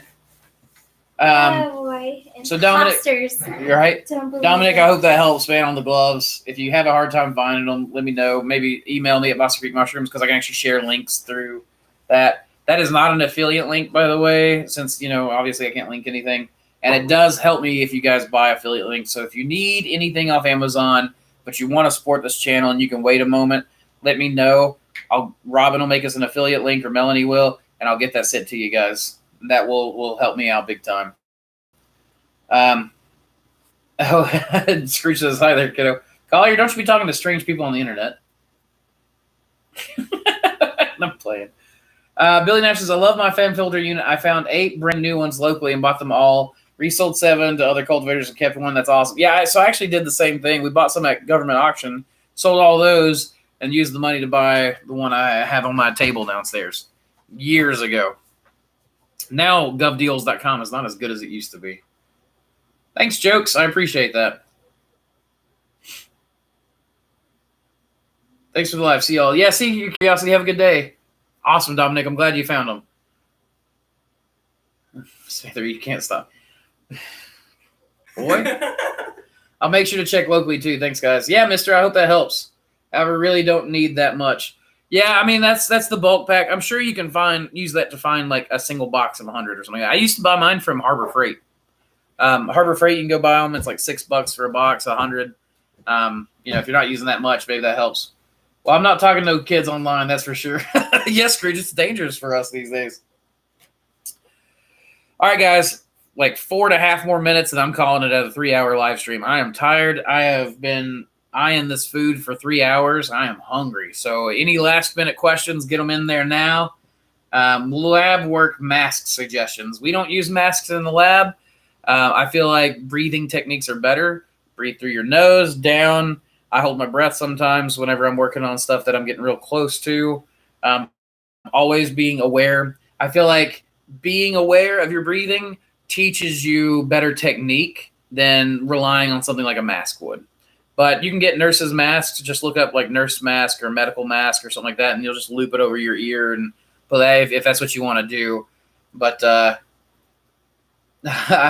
as Robert, I did not sign the contract that Samantha put in front of me because I trust Samantha implicitly, and if she is taking me for all I'm worth, I deserve that. So, which I would not do. No, I know you wouldn't do. Teddy, A greater than K greater than A. My dad do. I was trying to do dot, but it did not work, Collier. Oh Vincent says my 10-4. Screech says, oh, right. Joe says, the best thing I did was go ahead and build a 4-foot by 2-foot HEPA cabinet. I don't know how you all get things done with those small HEPA filters. Yeah, so being spacious, guys, ordering anything like so Eric was telling me this shipment he's got coming in are like 4-foot or 8-foot by no, that can't be right. 4-foot by 3-foot maybe total units. Yeah, I don't like the small ones that much either. But, you got to work with what you got. The one I have downstairs is a 4-foot by 36-inch tall, I think. And that thing is enough. It's roomy, it's spacious, and I'm a big guy anyways. I kind of need that spaciousness to work with. So that's why I bought it like that. See you, Dune. Have a good day, man. You, Fremen, you. Scrooge says, also known as Smiley Face. Indeed, also known as Smiley Face. Have you ever tried cocoa coir and hardwood pellets, and how well do you think that would work? So one of the farms that I consulted on used cocoa coir, cow manure compost, and that's what they, bless you, that's what they did a lot of their bags out of. Their supplementation was, I can't remember what their supplement was, but you can use alfalfa. Cocoa coir it replaces sawdust. It doesn't replace the supplement. You find something else to replace the master's mix. So, Mr. said, I wish I could afford that. If you're talking about the HEPA filter, yeah, I mean, they're expensive, but it's the one thing that I would spend real money on for an op all day long, every day. Thank you, Andrew. See you next time. Yeah, Nancy, absolutely. Thank you very much, darling. Baby steps. Baby steps is the way to go. Glove box. Build a glove box out of a Sterilite bin. That's what I did in the beginning. That's what got me the money, or got me the experience and the money to get where I could get a flow hood. You're very welcome, Scrooge. Thank you for joining me, man. Do you see a way hydroponic can cross over into the mushroom world? To hydroponic techniques, yes. So there are people who build these aquaponics. They build filter units out of mushroom media, and the mushrooms, like from what I can tell, they just keep flushing and flushing. They grow it out, and they put it in, and they just flush forever. And then when it starts getting soft and stuff, they pull it out and put another mushroom block in. And apparently that's actually filtering their water. Like, I really want to look into that. Again, I don't have the time to do all the experiments I want to do. Also, I have used hydroponic nutrients and sawdust, but the blocks grew in, and they grew in very quickly. Excuse me. But they never fruited, and I think that I had my nitrogen ratio too high.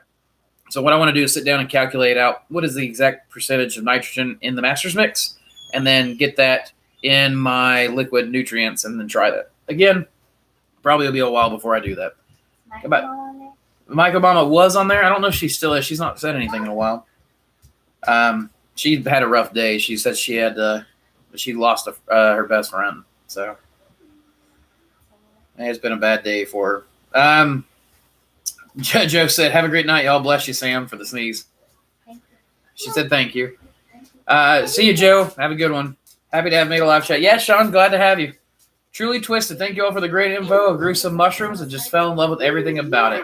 I lost my passion for art, and this is the first thing I've had passion for in a long time. Welcome to getting bitten by the bug. They will take you over. With that, guys, I got to see you guys later. Take care. And we'll say goodbye to my daughter while she goes spend the night at a friend's house. So you all have a wonderful time. Thank you again for joining this. If you guys have any other questions, my email is mossycreekmushrooms@gmail.com. And as always, y'all, keep spawning culture.